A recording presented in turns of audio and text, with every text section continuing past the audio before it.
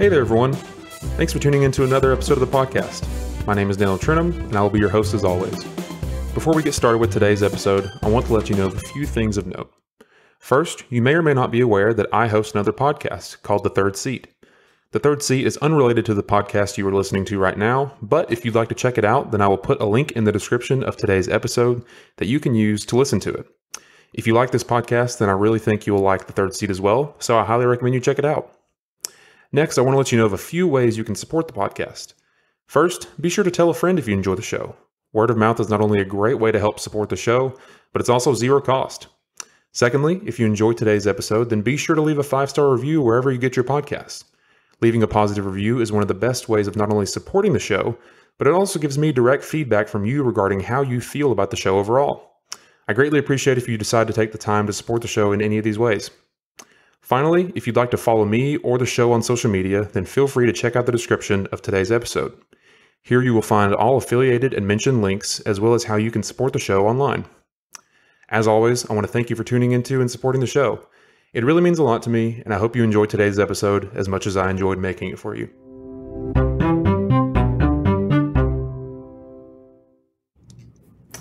All right, everyone. Well, welcome back to another episode of the podcast. This is, I don't know what episode this will be whenever it comes out, but I think this is like episode number 12 on my end of recording, something like that. But this is an episode that I've really been looking forward to for a while now. I was telling my guest here before we started that whenever I had the idea of starting this podcast, that he was one of the first people I wanted to speak to, or one of the first people that came to mind that I wanted to speak to, and we're making it happen today. So, yeah, Jason, thank you so much for joining me today. Hey, so glad to be here, man. Yeah, it is great to be sitting across the table from you, and I'm really excited to speak with you today. So, before we get started, just give everybody a little update on who you are, what you got going on, everything you've been working on, and how you got to where you are today. Gotcha. Okay, my name is Jason. It's so good to be here. And you have the best voice.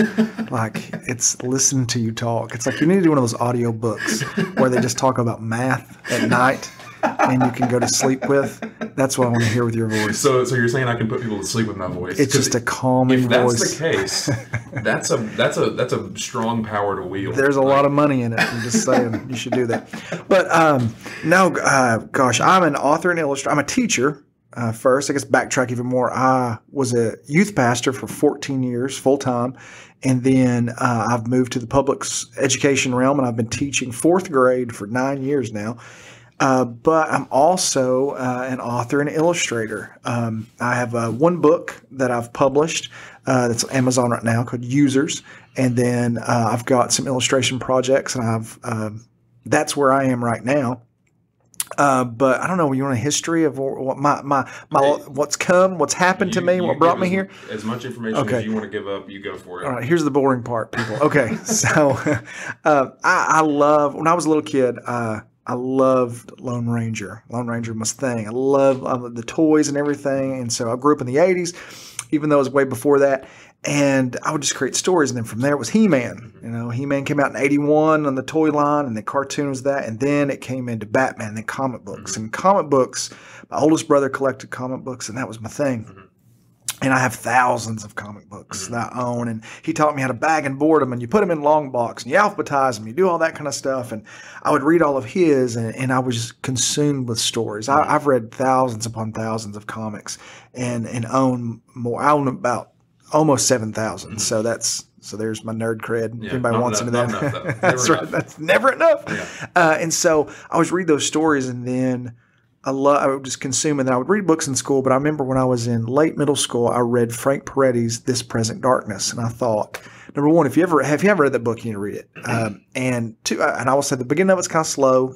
Got to get to it takes a bit to get the action.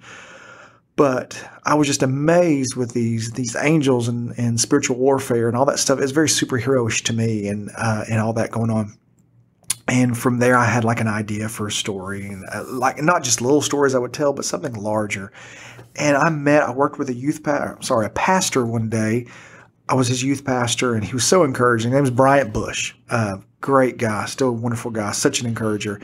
And I told him about that. I don't even remember what he said, but he told me, He told me two things. He said, Jason, he encouraged me, and I don't remember what that was. That was the two things. One thing, I don't remember what he said, but apparently it was super encouraging because it made that one story turn into three. I said, oh, this is a longer story. But the other thing he told me, he said, Jason, you're going to, and this was, oh my goodness, this was over 16 years ago. Okay, over 16 years ago. And it's come to fruition as far as 2 weeks ago. Okay, so 16 years to 2 weeks ago is this, the plan we're working. And he said, look, there's going to come a time that doors are going to be open for you. Because, I wanted to write. I wanted to draw. Those were things I wanted to do. And he said, but you can't control any of that. It's God's timing. You can't control any of those kind of things, how he works. And he said, but you've got to be ready. And so there's going to come a time someone's going to say, hey, we want to see some of your work. And you're going to show it to them. And they're going to say, hey, that's not that good. Do you have anything else? And you'll say, yes. And so that was his thing. He said, you've got to have things to show, to be prepared. And I went to Blue Ridge Writers Conference 2 weeks ago. If you've not gone to Blue Ridge, people, if you want to write, and it's a Christian writers conference, but it's amazing. If you want to meet writers, meet editors, meet publishers, meet agents, all that kind of stuff, it's a fantastic. It's so encouraging.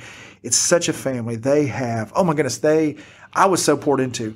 And so I went there and it happened. I met with people and I said, hey, here's this project. And I was like, I don't like that. You got anything else? And I was like, I got this. Had some Mary Poppins stuff out of my bag.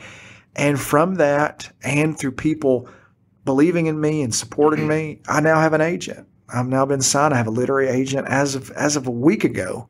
I'm now being represented for writing and illustrating. And it all goes back to people encouraging me to be prepared, to be ready for when God opens doors. I don't even know if that answers your question. Yeah. I don't even remember what the question was, but it was like, talk about yourself. This is exactly what I hoped would happen. This is what I wanted. This is perfect. Just talk about yourself. Yeah. And there we go. So that's kind of where I am. So I'm in the process now of working on a couple different manuscripts. I've got an illustration, a book that another author and I, Sarah Philpott, I can say that. Sarah and I've worked on something. Can't say anything about that. It's at stage. It sounds so pretentious to say. I don't mean like that way, but we can't say anything. Hey, listen, let use all the technical words. That's right. Please don't think bad of it. But so, and she's an amazing writer. If you haven't seen her stuff, Sarah Philpott, awesome. Go look her up. Wonderful books. And we've got some things and some other things that God has blessed us with right now and blessed me with to do. So that's kind of what I'm working on as well. Yeah. And just get to the point of still just trying to be ready when doors open. So, but yeah. Yeah, no, I resonate with that a little bit because I talked a little bit about this, and I don't know if you ever had a moment like this, but whenever I decided, I don't know what the future of this thing is going to be. Who knows? I may look, 2 years, 2, 3, 4, how many years down the road, and be like, well, that was fun, but who knows what happened? It all ended with this podcast. You're like, once we had Jason on, it tanked. Yeah, but to me, there came a point where I was like I can do. I knew from a technical standpoint, like I can sit down and talk to people. Like I knew I could do that. I knew that I wanted to. It really just kind of came down to me actually doing it. But there was a little bit of hesitation on my part to just like buy that first piece of equipment. I was, because I told myself, I was like, once I do this, like I'm invested in it. Like it's like you've taken the first step off the diving board. Like you're in the air now. You're committing to this, And it was a little scary, as weird as that sounds, because I don't know what's going to happen with this thing. Like I hope it succeeds, but at the end of the day, it's kind of just like a project of mine. Was there ever a moment like that for you? Because again, you said you're you teach. You're not like some major celebrity that I'm not. No. Before you published your book, was there ever a moment where you were like, should I do this? Were you like questioning yourself, like whether you should actually even put these things out or whether you should go forward with this? I'm a neighborhood name. Yeah. That's as far as my claim goes. Hey, that's not too bad. So, but no, and it was also weird because I wanted to write and tell stories for a long time, and I would again, it all came from comic books and those writers and people. Look, if you haven't read, there's so many great comics out there, and I would read these, and I would be just stories would throw my and not just with the superheroes punching, but just stories, the idea of characters and setting and the plot and the problems and everything. But you came to a point you're like, do I tell people I'm a writer? Yeah. And you're like, that's kind of awkward. You're like, people are like, well, I'm a steam fitter. I'm a pipe fitter. Yes. I'm a plumber. I'm a writer. You're like, I know exactly what you mean. and Yes. it's such a weird thing. Yeah. And what do you say? And how do you tell people that? When you do, it feels kind of awkward. Yes. Because people are usually like, okay. Yeah. Yeah. So what? You put words on paper. Yeah. But even for example, I'll say that. I'll get to that in a second. But no, it was that point, and then it was years ago when I thought, when I was in a church, I said, you know what? And I was like, I'm going to tell people, and I started like taking, social media's got to be used for something good, right? And so you take a picture of a manuscript or a page, you're doing a page count, started sharing things and writing, and I was slowly, that was my way of saying, because you just don't come out like a jack in a box and be like, I'm a writer. I'm a writer now. I'm a real boy.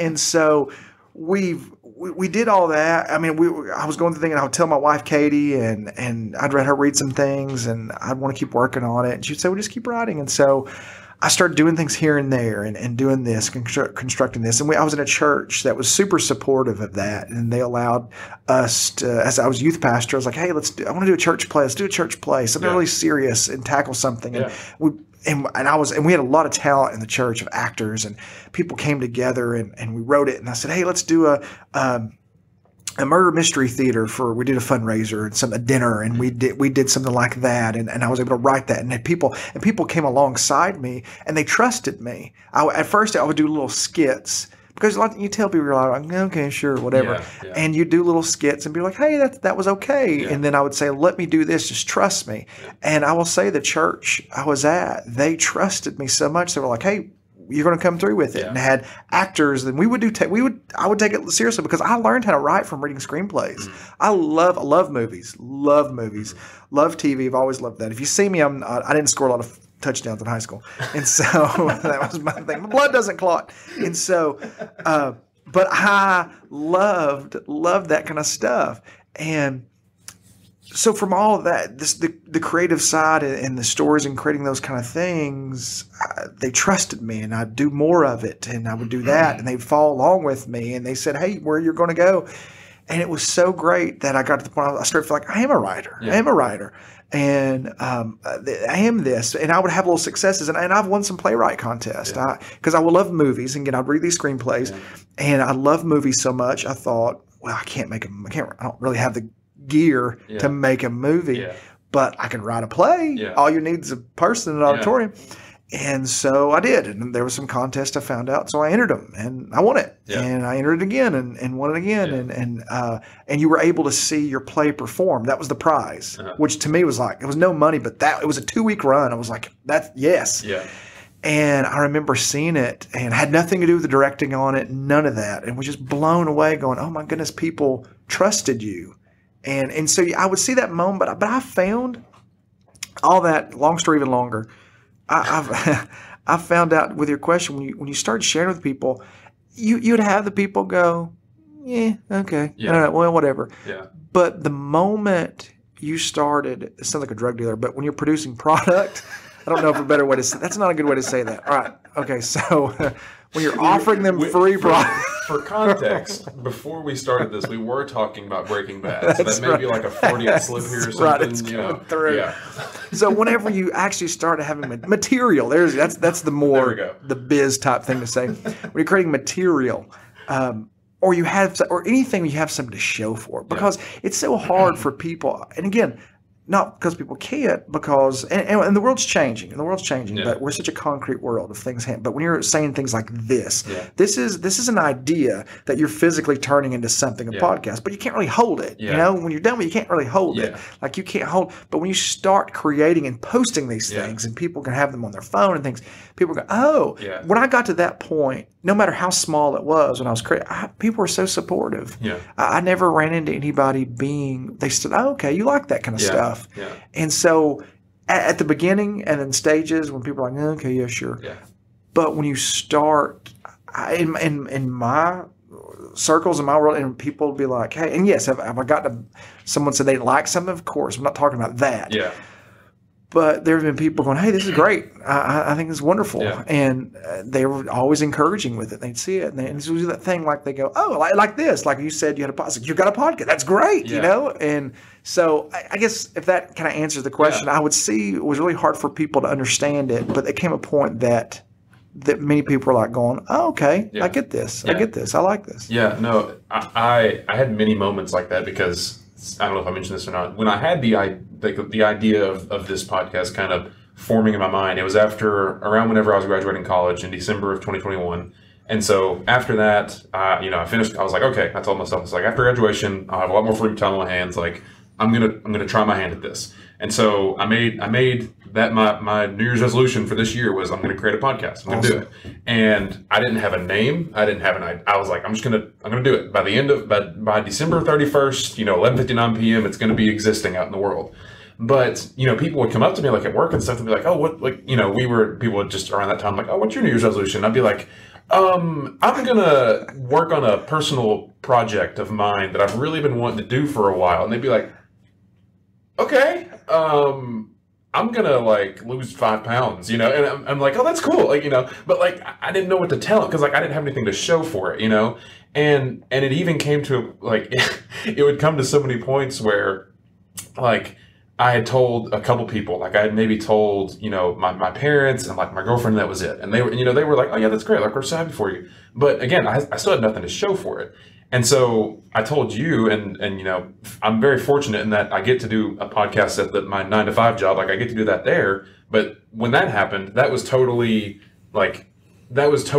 separate from what this is. And even at that, it kind of had the veneer of, oh, well, it's still your job. Like I'm not just out interviewing whoever I want. Like there's a dedicated structure to that. Like, it's part of my job. It's like, if I ask you what you do, like you say you're a teacher, like, okay, I'm not going to be surprised if you do whatever your teaching duties are. Mm-hmm. And so even though I was doing a podcast, like it was part of, it is part of like my work, and so when I got to the point where I was like, I've got all the gear, I started recording, like I have to tell people that I'm like doing this now. Like, I've got to put it out at some point. And again, like you said, it kind of felt awkward at times because I was like, yeah, like I'm doing this podcast, and they'd be like, oh, really? And I'd be like, yeah, I am, and I'd be like, I don't have anything to show for it, and like, I don't know, it's there were most people like you said, most people were incredibly encouraging, which not that I expect them to be like mean about it or anything, but when you're trying to create something, like I'm learning this for the first time, like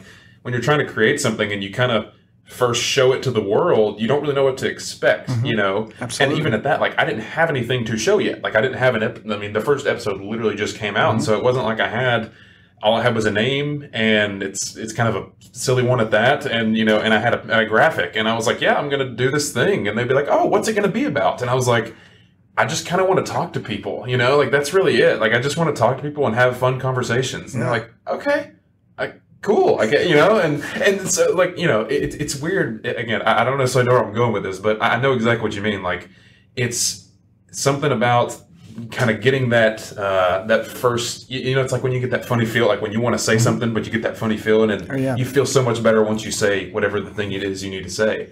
That's kind of the way it felt for me. Like, and again, I don't know what will happen with this podcast, but it was something I wanted to do, and I didn't have it wasn't like building a house, like where you can see the structure coming up over time. Like it kind of is not there, and then it is there, like all of a sudden. And so for a while, I just didn't have anything to show anybody, but I definitely resonate with that 100%. Like I know exactly it worked for Seinfeld. Yeah, show about nothing. That's okay. I'm glad you said that, because that's literally the way I'm trying to. That's what I've been telling people. I'm like, that's my whole idea with this. And like I've told people that before, like especially now that I've put the first episode out, they'll be like, "So what's your podcast about?" And I'm like, nothing really in particular. It's not about one particular thing. I just kind of want to talk to people, And they're like, oh, okay. And I'm like, yeah, that's really it. I mean, that's kind of all there. I just like talking to people and talking about things, and that's about it. And they're like, oh, cool. I love it. But yeah, now that it's here, I'm very happy, and I'm happy for you that now you're getting to live out a little bit of your dream. I mean, that's awesome. It was so crazy. It's one of those things too. For years,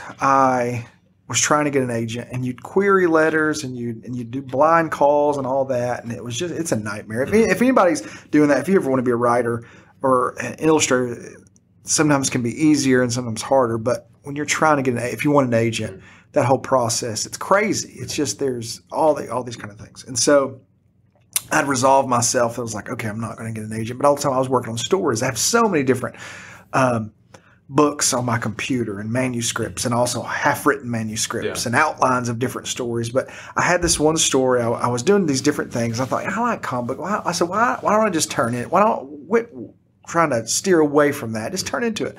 And so one day, I don't know why I was thinking about a drug, but I thought, what if, like, I said, drugs are supposed to get you high. I was like, what if you literally got high? What if somebody took a drug and they floated?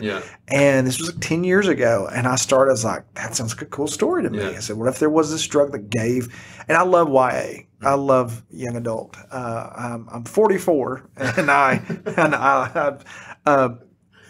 but I love reading those because I worked with teenagers for so long.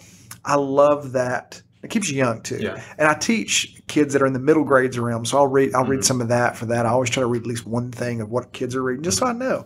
But I love those kind of stories. I love those coming of age stories, like Kid in the 80s. You know, I loved all the Goonies, Breakfast Club, all these books. These are all coming of age stories. And so I love that. And so I started writing, and then I'd leave it, and then I'd write it, and I got it up to 90,000 words, and I was like, this is way too long. So I went and cut like 10,000 out. And then I thought, it's a slow start. I was like, I need to start in the middle. And so I rewrote and I'm going to start in the middle of the story. And I was like, and I hid this whole subplot. I was like, we need to make this a big subplot. So I changed. And so I had it done, and I'd pitch it. And it's a hard thing to pitch because drugs are part of it. I was like, it's not elevating the drug. It's just part of it's the MacGuffin. It's kind of what's out there. And I realized that. And so I thought, and I was going, and then, and this is reality. So this was in 2020. I'd found out that Netflix was releasing a movie called Project Power. Okay. I'm not hating on this movie. I'm trying to say it now. I haven't watched it either.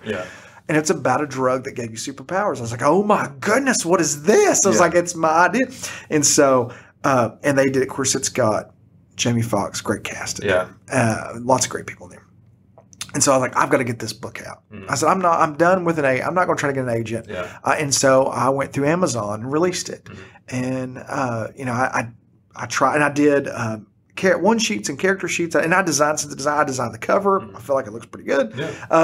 And so did that and released it. And I felt amazing doing that. I was like, if this is all it goes, it was sitting on my computer for years, and it's not perfect, but I love it. I stand by it.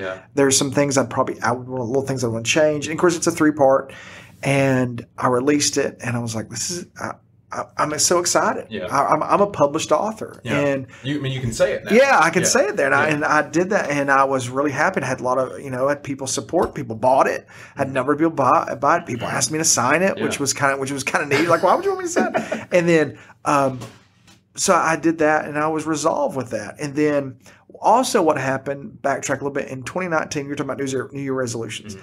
I make the same New Year's resolution every year. I don't make New Year's resolutions. That's always my resolution. I don't do them. I have zero desire to do them. And I don't know why. I'm not anti-goals or anti any of that. I just don't. But for some reason in 2019, I started drawing a little bit more toward the end of 19. And I thought, you know what? I'm going to make a commitment that all through 2020, I'm going to draw 2 characters a week. And that could be comic book characters, cartoon characters, characters from shows. I have a whole Jean-Claude Van Damme series, so watch out, world. It'll be released at some point. Wrestlers, anything. But also, I want to do like the D-list characters, none of the popular characters. Marvel, DC, I didn't want to do, because I've read I know all the minute characters that I think are cool, but nobody knows who they are. So, and I was like, I'm going to do that, and I want to change it up, because I thought, I know I'll get bored. I get so bored easy. I get bored really quick. And so I started, and by the end of 2020, of course, COVID hit. That changed some things. But by the end of 2020, I had a start to finish, all created within that year. I had right at 95 pieces, start to finish, created, like done. I've never been that more protective. When you say pieces, you mean like completed, characters? Characters, and also other things I would do. Okay. I was like, ooh, because we were in the grocery store one day. My little daughter, she's at the time she was 3 years old. She goes, "Daddy, can you draw him?" And she pointed Toucan Sam. I was like, why not? So I did a whole cereal box characters. I did Toucan Sam. I did Tony the Tiger. I did Captain Crunch, but I did the old school Captain Crunch. He has a sword. If you look back in the 60s, he has a sword on the box. And mine has a sword. And so I thought I'd do that. And I would do things that would just, excuse me, that kept it fresh for me and made me want to keep writing. And also, too, the Apple Pencil 2 came out, and that is a heavenly invention. Like, it completely mirrors every type of traditional thing. And so I started going all digital, and I was able to crank things out, and I could sit there, because when you draw, you're usually very isolating. I didn't want to, and I didn't like always being isolated. And there's certain things I would have to work on, but I could sit on the couch with my wife and the kids, and while we're sitting there, I would draw, and I would sit down and we'd play. Or when the kids go to bed, I could sit there and we could talk, and I'd draw, and then I just had so much flexibility. And so I created so many different things. And what was crazy about that is that when I was doing that, an author friend of mine said, "I love your work. Would you ever want to work on something together?" And it was one of those things that I'm like, oh my goodness. And I said, well, I can't in 2020. I'm releasing my book, Users, because this movie's coming out. Yeah. I gotta beat it. I know I want people to know that this book was written years ago. Yeah. And I got that out, and then all of 2021, I was like, I'd work on it here and there, and I couldn't really crack. And then again, I had another kind of just, I don't say an epiphany, that seems kind of whatever, but like I just had this, I figured out how I wanted this thing to look. And at the end of 2021, I was like, hey, what do you think? And they're like, oh, wow. And so we started going forward with it. And from all that, like here I am now. It's like it was all those markers of things that you feel a burden to do. And if you don't do them, I think you're going to miss out. And everything's timing. I don't care what anybody says. Everything is timing. Everything is timing. It doesn't mean it's going to happen now. But if you keep preparing, you keep working, and you keep learning, or keep trying to do whatever you're passionate about, there's going to come a time you have no control of it. And look, I've had some blessings opened up to me right now. It may not last. I don't know. Look, I feel blessed where I am right now. If this is as far as it goes, and I could say this wholeheartedly, because I was like, I've been so encouraged by people in the past 2 weeks, 2-3 weeks, as far as my creative side, as far as my writing, my illustrating. I was like, because I went through a number of years without a win. Like, again, I won those playwright contests. It was like 8 years ago, and you got to have some sort of win to keep going. You can only go so far. And even if and don't let anybody tell you that it has to be some huge giant award. That doesn't have to be that. It could be people in the know encouraging work. It could be someone saying, hey, I read your book, or somebody saying, hey, I listened to your podcast. That was great. I love that. Those are wins. Those are wins. And not just someone who you think are supposed to tell you it's good. Even though those are nice and those are encouraging, those don't feel like wins. And I had a number of years it was kind of dry, and I was burning out all the steam. And at this moment, going to this conference and meeting some people, and people encouraging me, and people saying, no, I'm validating your work, I'm validating your creativity, I'm validating your passions. Oh my goodness. It's a huge win for me. I feel charged again that I can go through a number of years if I have some more. And I feel like you get those moments. I feel like God gives you those moments. I 100% believe it. I know it's true. And that timing has to come through. So it's been, those kind of things have been amazing. Yeah. And I think part of that preparation, I mean, my whole mindset with this, but also a mindset that I've tried to just adopt in life in general, is I think a lot of times when people say, oh, I would really like to do this thing, or like, or it's like, oh, I want to be this athlete when I grow up, or like, it's, we're always like, oh, I want to do this thing, it's not gonna be easy, but I'd love to do this thing. It's not really, maybe professional athlete's a bad analogy, because there's a lot of abilities you have to have from the beginning to have steroids. Is that an ability? Well, it would help, if you're like an NBA player, it'd help to be like 6'7" or something. But my point is, if there's something you want to accomplish, if it's worth anything to you, to me, I've found that oftentimes people fail not because they fail at it, but it's because they stop. I mean, And I think you're living proof of that. I mean, not that you're like some world famous author or anything, but you have a published book out, and not many people can say that. And it did take you 10 years to do it, but you committed to it. Whether you knew it through the ups and the downs, through the good and the bad, you stuck with it, and you likely had this idea that someday I would love to publish a book. I don't know when that's going to be, but I know I can do it. I know it's not going to be easy. I know it's going to take time. But I'm gonna say that's what I'm gonna do one day, and I'm going to do whatever I have to do to do it. And that's really the thing that I've seen, like and that's how you can be prepared, to me, because when the opportunity for whatever in life you want to accomplish comes, if you haven't prepared at all for that, well, as the saying goes, like if you fail to prepare, then you've prepared to fail. And to me, that's what this says about you is you're having all these doors opened up to you, but you have the ability, you have the wherewithal, you have the, you've prepared to walk through these doors for 10 years now. I mean, for crying out loud, you said that you every day or every week you would write 2 different characters. You would take the time to hone your craft and start right where you could start. Something that I try to kind of push back on a little bit is I hear all the time, and there's a lot of different factors that go into this, but especially people like my age, is I see people get so down because like they'll see somebody that's accomplished a lot, like like in your case, maybe they'll see like a really acclaimed author, a really acclaimed playwright. It's like, oh, I would love to do that, but I don't have the budget for that. Like they've got so much, they had so many great movies, or somebody that great this come out. Like I would love to do that, but like, man, I don't even know how I could start with that.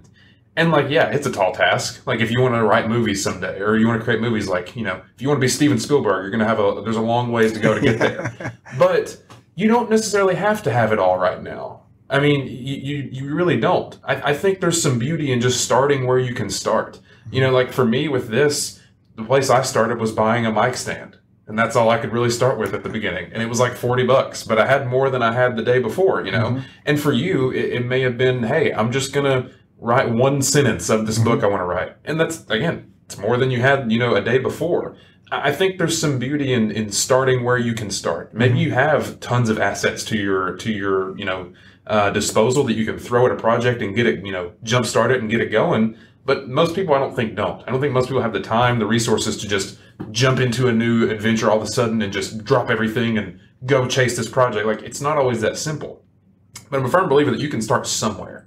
You can take that first step. And if you can consistently take that first step, that second step, that third step, eventually you're going to get somewhere. It may not be, the Steven Spielbergs, or it may not be the whatever, like the top of the top, but you'll be a lot farther along than you were before. And that really helps keep me going, because again, I don't know what's going to come out of this. Who knows? I don't know. I mean, I like to think it'll be successful, but if it doesn't, okay. I mean, I'm right there with you. The fact that I even have the opportunity to do this, I count that as a success in and of itself. And so if it goes great in the end, then awesome. If it dies out, then that's fine. I had a great time while I'm at it. But in order to get to this point, I had to start somewhere. I had to start where I could start. And it sounds like for you, like that was the same thing. You didn't drop everything. You still have your day job. You still do everything you do. But you started where you could start, and you took those small steps to get where you are now and prepare yourself, And I had times too, it's one of those things you always look back and you're like, whoa, was that way? Your future self always gets grumpy at your past self.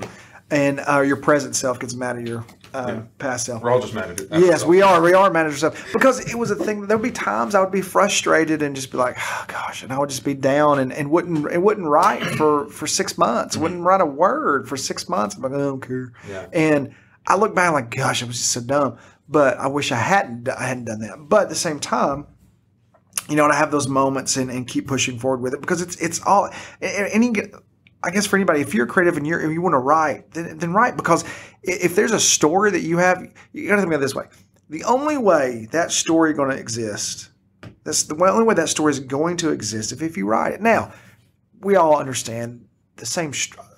There are not any new structures of stories. It's the same story just retold over and over, but it's how you tell it. Okay, the idea is great, but it's how you carry out the idea that makes it new, that makes it different, that makes it what you want to read.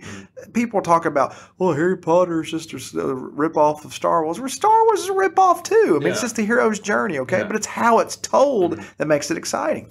And so if you want to write, then write. If there's a story in you, it doesn't matter if people think it's great or not. Just get it out. And then if you have higher you have a higher desire for it, then go there. Yeah. But you got to have it down first. And completing a story, the fact that you have something finished is amazing. Because if it's just going to sit in your computer, I mean, like, user sat in my computer for a number of years, and it would have done. And I debated, should I do this? Should I not do this? And I was kind of scared. If I was like, okay, I needed to step. And the moment I stepped out, it was like the doors blew open, and I was like, okay, and just the creativity was flowing again. And I got it out there, and yes, have I sold some? I have. I've made some money with it, but I'm like, it was just sitting on my computer. Yeah.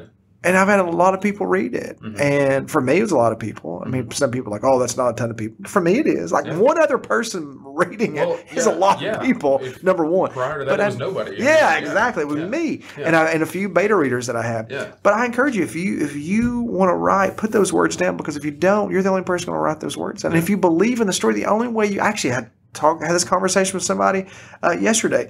If it's your story that you want to tell, then get it out. Because sometimes it's very therapeutic. It sits in your head. Get it out on paper. Then if you want to do something with it, go for it. And if you want to show somebody, show somebody. But the idea of creating and making and sharing, I think it's wonderful. It's wonderful. And just, I've been blessed in many ways. And it's been hard and been discouraged. And I've had rejections from, and nowadays most agents don't even respond to you, or you get the form response. Yeah. And then a number of years ago, you get a letter every now and then. I had one. It was the meanest one. I still have it. It was the meanest one I ever got. It wasn't long. It wasn't like, hey, and you're terrible in your family. Hope your family does. Yeah. It wasn't like that. But it was short to the point, and it was like, as far as my writing goes, it was like, the only thing they didn't do was put a bullet in the envelope and go, you know what to do. Yeah. You know what to do now. Yeah. But I was like, all right, well, there you go. And people say you have to have thick skin. And you like that. And again, when you put something out there, you're going to have people go, well, I didn't like that episode. And you're like, you don't like anything. Yeah. So what's the matter? But it's vulnerable, like creating a podcast. You're being vulnerable. You're saying, hey, this is something I'm passionate about. I'm going to share with people. Some people are going to like it. Some people aren't going to like it. Some people are going to be indifferent about it.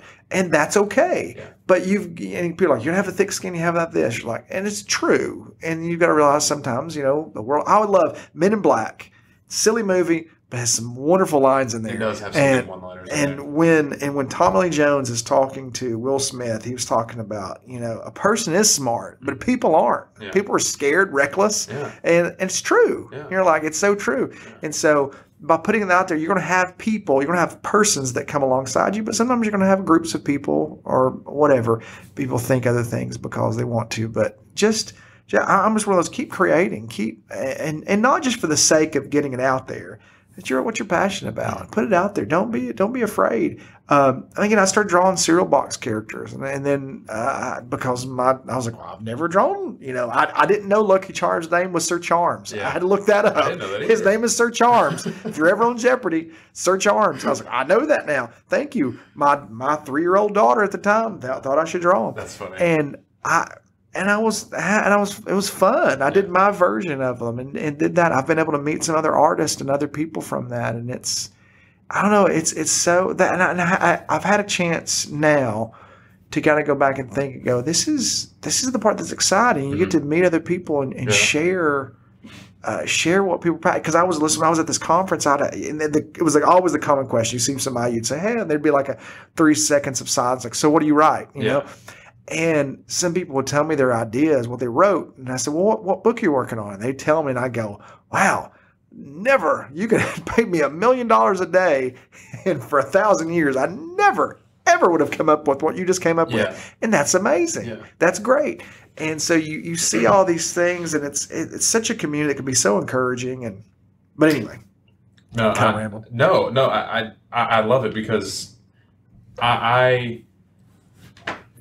this is kind of like the first thing. Like, I have never really been that traditionally creative. Like, I tried to learn guitar once, but I have really big fingers. It just didn't work out for me. I've always wanted to learn how to play the piano, but I don't have one. One of my goals in life, speaking of goals, I want to be that guy that can just walk up to a piano and be like, oh, this old thing, and then just bust something out and walk off. That's like, if I can do that, I will die a happy man. Like, I just want to do that one time. But one of my favorite Far Side cartoons, which will not translate well on a podcast. I just want you to know. So imagine it's one panel. It's got 2 guys, cowboys, sit next to a fire. And it's got a guy in his back pocket, a gigantic grand piano sticking out of his pants. And the other guy goes, "Why don't you whip that thing out, Jim? Play us a tune." And I always thought that was one of the funniest. But aren't they like the coolest people? Like, have you ever seen somebody walk up to him and be like, "Oh, this," Oh, and yeah. they're like, "Oh, you should play it." It's like, "Oh, okay, whatever," and then like, Yes, like that's the coolest person. Anyways, so I'll keep everyone updated if that ever happens. But this is kind of like the first thing I've ever like created, and like I mean, I didn't create the equipment, but like this is my own thing, and there is some. It's kind of weird thinking like you said, like this is the fun part. Like I remember my first few ideas for this, like what I should call it, what it should be about, who I should talk to, and I had a lot of times where I was like, I shouldn't do just stick to your day job, like just quit. You don't need to worry about this. Like you can spend this money on other stuff. Like just don't worry about it. But like I'm doing it now. Like and again, I don't know what's going to happen with this, but like. I get to do this, and for you, I'm sure you have many moments where it's like, yeah, I don't know what's going to happen in the future with this, but like, but you get to do this now, and I don't know. To me, again, like you said, I think that's just there's some beauty in that. There's some beauty in getting to that point where you have something that you can show to people, and you can create something and say, this was an original thing for me. It was obviously inspired by everybody's inspired by all kinds of different things, but this is a new creation for me. It's mine. And I'm proud of it. Like, like you said, users isn't perfect, and whatever you create in the future, none of it will be perfect, but that's okay. Like, it's not supposed to be. It's from you. It's a representation of you and who you are and how you think and what's brought you here, today as a person. And so I really think there's some beauty in that. I think that's really cool. And I'm glad now that I can share a little bit in that experience and understanding what it's like to have something you've created, Of course. Did you ever hit any moments where you had like writer's block or anything specifically with users? I mean, I know you said that was a long time coming. But were there ever any moments where you just couldn't make it, could not put the words to paper? I think I've listened to lots of different podcasts for screenwriters and writers, and I've come to the conclusion. And this isn't just original idea by me. It's something I'm like, no, I that resonates with me.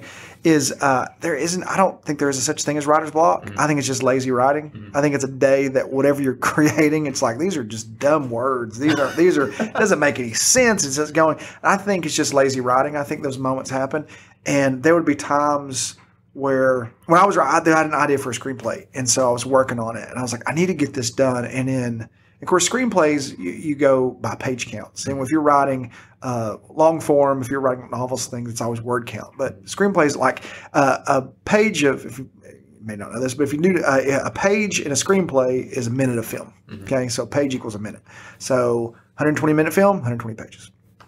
And most screenplays are 120. Now they're a lot longer. And some people will write tighter and things like that. So I knew I wanted 120. And I was like, I had 80 pages, and I was like, I've got to finish this. And I hit a stride, and within like 4 hours or less than 4 hours, I cranked out the rest of it. Like, boom, boom, boom, and I was like, I liked where it was going. And granted, I had to edit and things like that.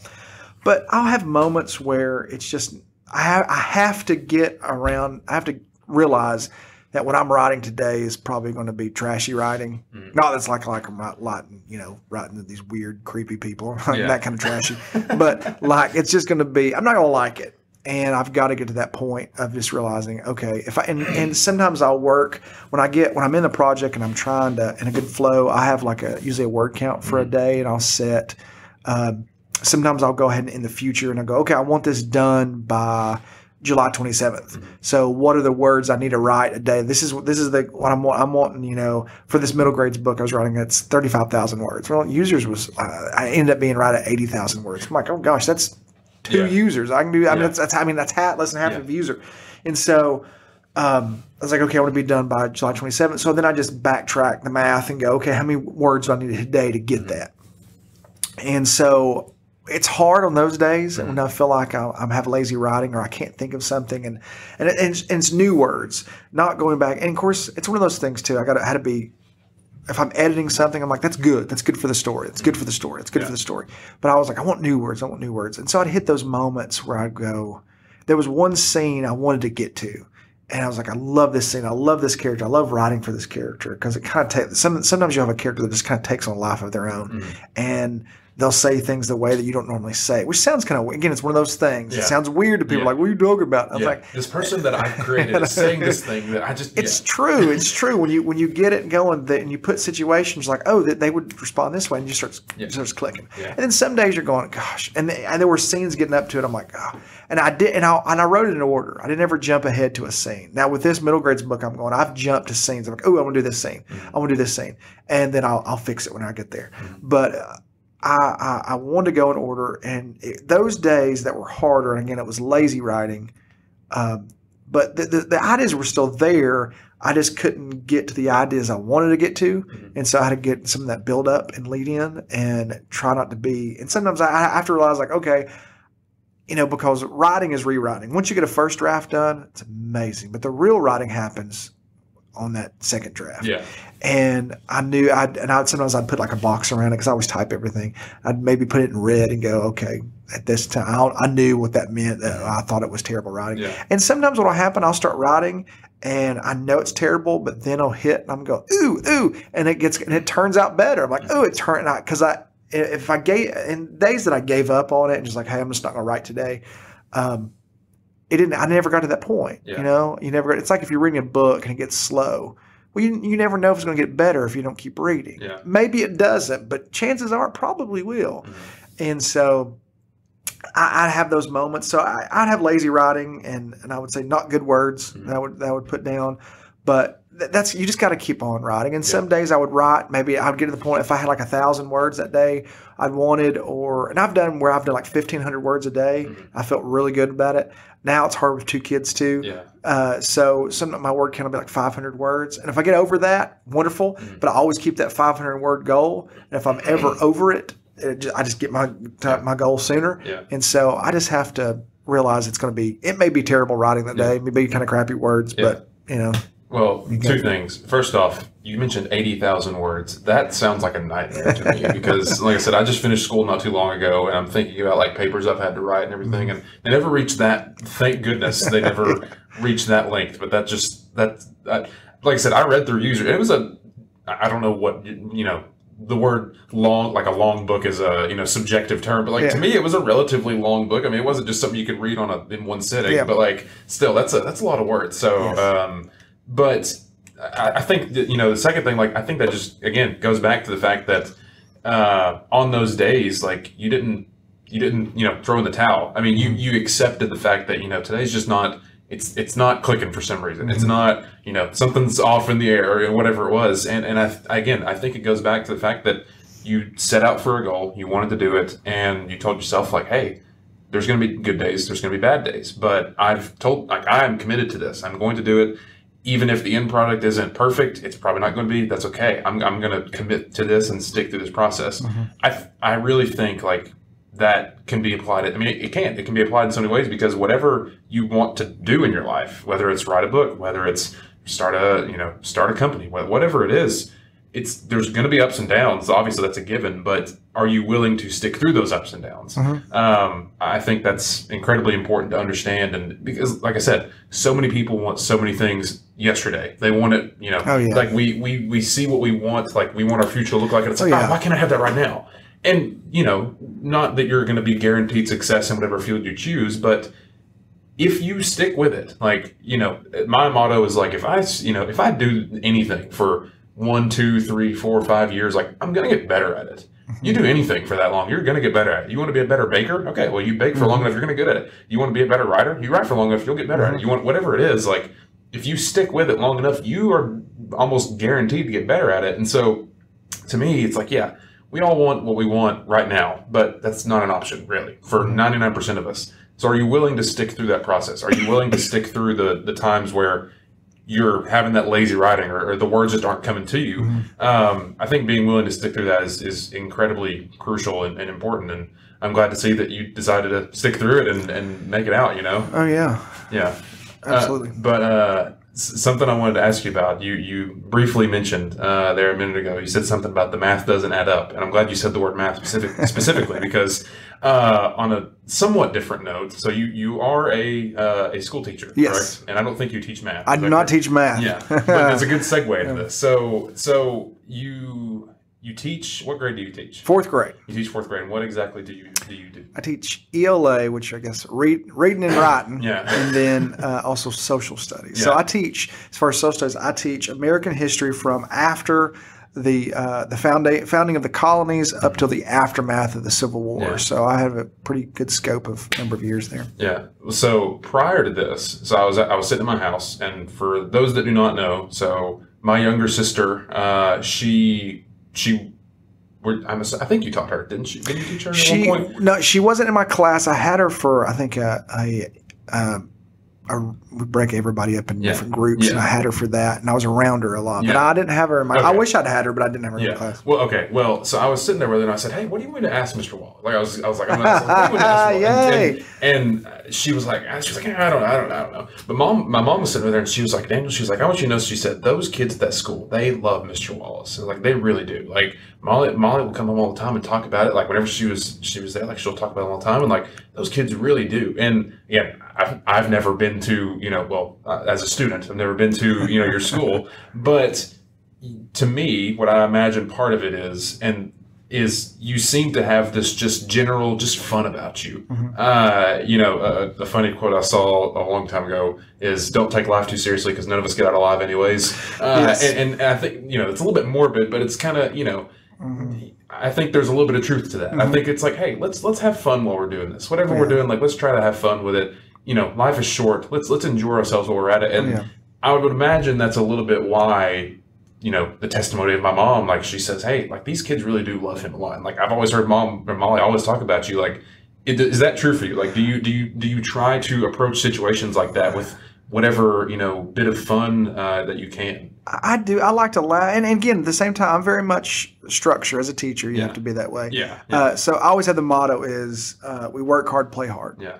All right. We got to work hard it's one of those things too. Like, again, trying to, finish a book or finish writing or finish work on art, those kind of things. You got to get to work. Because someday, again, it goes back to that. My friend Bryant told me one day someone's going to ask, and you got to have, material to give. So I'm always work hard, play hard. So I have a big structure. And when you teach, you got to have that management kind of thing. And that's a big part of who I am. But my teaching partner and I, we love to have fun. And so we'll do things together with the kids.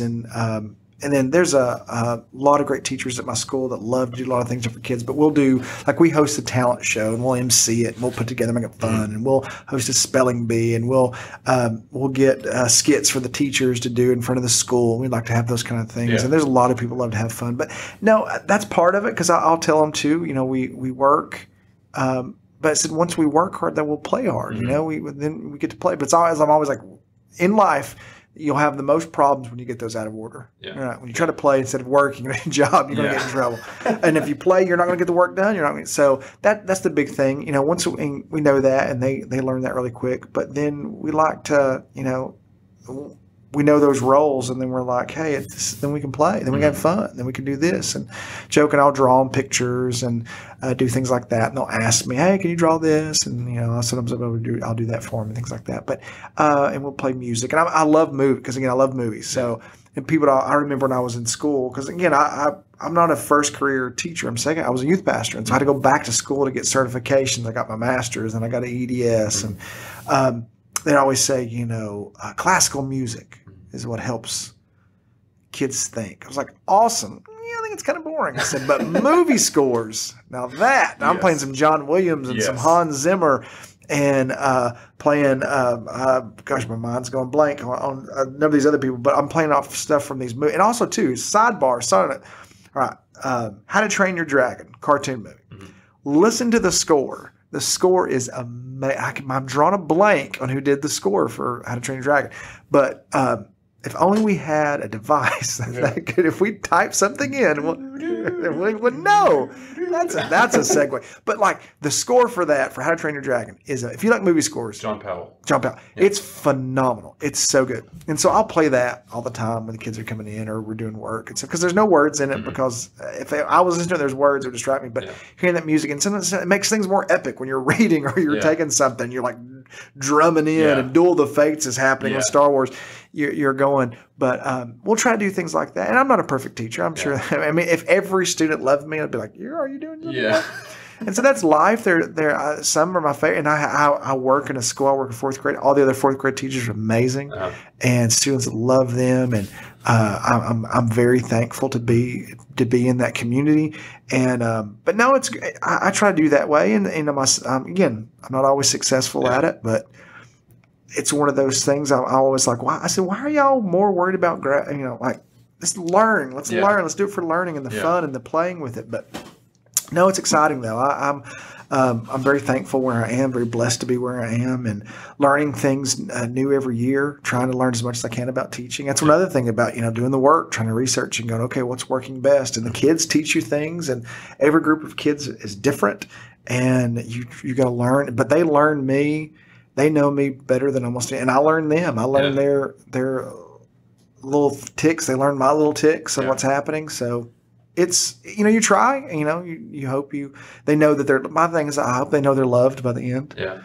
I hope they know obviously loved before that, but I have them for 10 months and I want them to know that they're cared for. Yeah. And, that's the biggest blessing that I think we have. Have you had a moment yet where you've had a student come through and you'll see them like at some point down the line, you'll be like, oh my gosh, like you're like, first off, like, wow, they've grown up, but like, has a student ever come up to you and be like, oh, like Mr. Wallis, like, like, I guess what I'm getting at is like, there are many teachers, professors in my life that I had when I was younger, and they made a big impact on me. Mm-hmm. And obviously I'm a lot older now than when I, last was in their classroom, but to this day, like I still remember like moments in their class where they made me feel, important, and like they made me feel heard, and that's always it's stuck with me, Mm-hmm. And so every time I see them, like I always want to make at least one gesture just to say hey to them, or just to, speak to them. Like, have you ever had a moment with any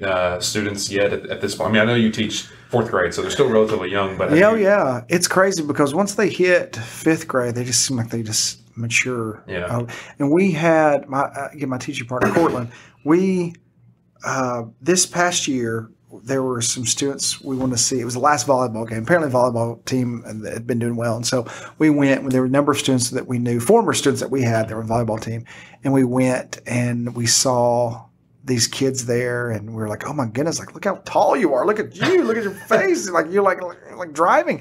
And then you'll have, and the kid came up to us and was talking to us, and I recognized his face, and I go, I cannot. Who is that? Yeah, they've grown up so is that much. Awkward? Like, do you feel like you should know who they are? Yeah, it's well, if you hear anybody talk to anybody, adults include, I'm like, hey buddy, hey sport, hey pal, I am trying to figure out your name.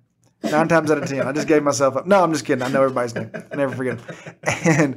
But we'll see that, and then there's students that you meet that you grow close to their families and them, and you're able to kind of see them grow. And then like one day, boom, you're like, oh my goodness, when did this young adult? Because I'm like, I imagine, and of course, and it's one of those things. Sometimes they're like, they roll their eyes. Sometimes they laugh, and usually embarrasses them when I talk about the fourth grade version of them. Because I'm constantly in fourth grade, okay? Because I'm constantly with the books of the stories and those kind of things. Mm-hmm. And people talk, if you ever read Diary of a Kid Cheese Touch, that's a thing, all that. Those books were so... I didn't read a lot when I was younger, but those books, they might as well have gone in the Louvre, or the Louvre, however you say it. Like, for me, those were like the pinnacle of art. It's still every year, kids are like, this is it. And so they're like, and they're way past that, and I'll bring back things, and then they get embarrassed. But then we laugh, and they realize they're coming through, and like inside jokes that we would have, or like my teaching partner and I will do with them. But no, it was funny. We were walking out of that game. This was in, I think, beginning of April or end of March, and there was a family walking out, and there was this real dude. Because you're like what, 6'8", 6'9", 7, 8'2". What are you? I'm a 5'4". I am a confident 6'3". Depending on the shoes I have on, I can be a little bit taller. Usually around. Yeah, with your voice, you're not 5'2". Yeah. It would be great. He is 5'2". People, I'm looking at this guy who's peering over the table with that deep voice, but he's looking down on top of me right now. So there was somebody who was like tall, like he was like over 6 foot, and they're going like. And he turns around and he says, hey, Mr. Wall. I was like, oh, my goodness, it's you. And I say his name and everything. And then they're loud. I was like, who are you? What happened to you? I thought you were like some exchange student from like somewhere. And so, and it was crazy. You'll have those shocking moments where you'll see a student, and then you'll have these students that'll come up to you and they smile, and they're not embarrassed, and they'll give you a hug, and they'll talk to you, and you're just like, you look at them and you're going out. And I saw a student that I had who's going into 11th grade. Saw him at the grocery store, and because I have a beard now, it's kind of a longer beard, and I didn't have that years ago. Don't believe it. So miracle growth. It's like Chia Pet. Yeah. And so it's not like, giant, like, ZZ Top. Yeah. I just dated myself then. But anyway, so I saw it and I was like, hey, and she looked at me and I looked at her and I immediately recognized her because she's just, just one of those people, and I remember students and I had a nickname for her. And I called her that nickname. She's like, oh my goodness, Mr. Wallis. And then we talked right there for about 10 minutes. And I just told her, I said, you seem like you're doing so great. And she said, I really am. I was like, I said, you've made my week. You've made my month. Just knowing, because that you're doing well. And she was chatting with him, just telling how school was going and just life. And I was going, oh my goodness. Because again, for 10 months, you're connected to these students. And I think any teacher would say this. You're connected to these students for 10 months and you invest. You don't just care for those 10 months. You literally care for their whole life. Yeah. And you're concerned about it. You're worried about your success. You want to cheer with them and their successes. And we'll see them, like many of them track and field. We'll see like stuff that comes up on Facebook or the paper or whatever, and you're going, gosh, you just look at him, you're like, you just want to tell him, you're like, I'm so proud of you. Yeah. And you just see that makes you smile, like, oh, and you see that when you get a chance to see him, then you're just dump truck loading of stuff going, I'm so proud of you. This is going on. And this, I'm your biggest fan. I know, and it is, and you're able to sit there and see them because you remember those days, you remember the times and the memories, and so you'll have those moments, and sometimes it's crazy, and that's a huge blessing. And the fact in my school, my 3 through 5 school, so we're right in the middle. So when the kids come in 3rd grade, you get to see them.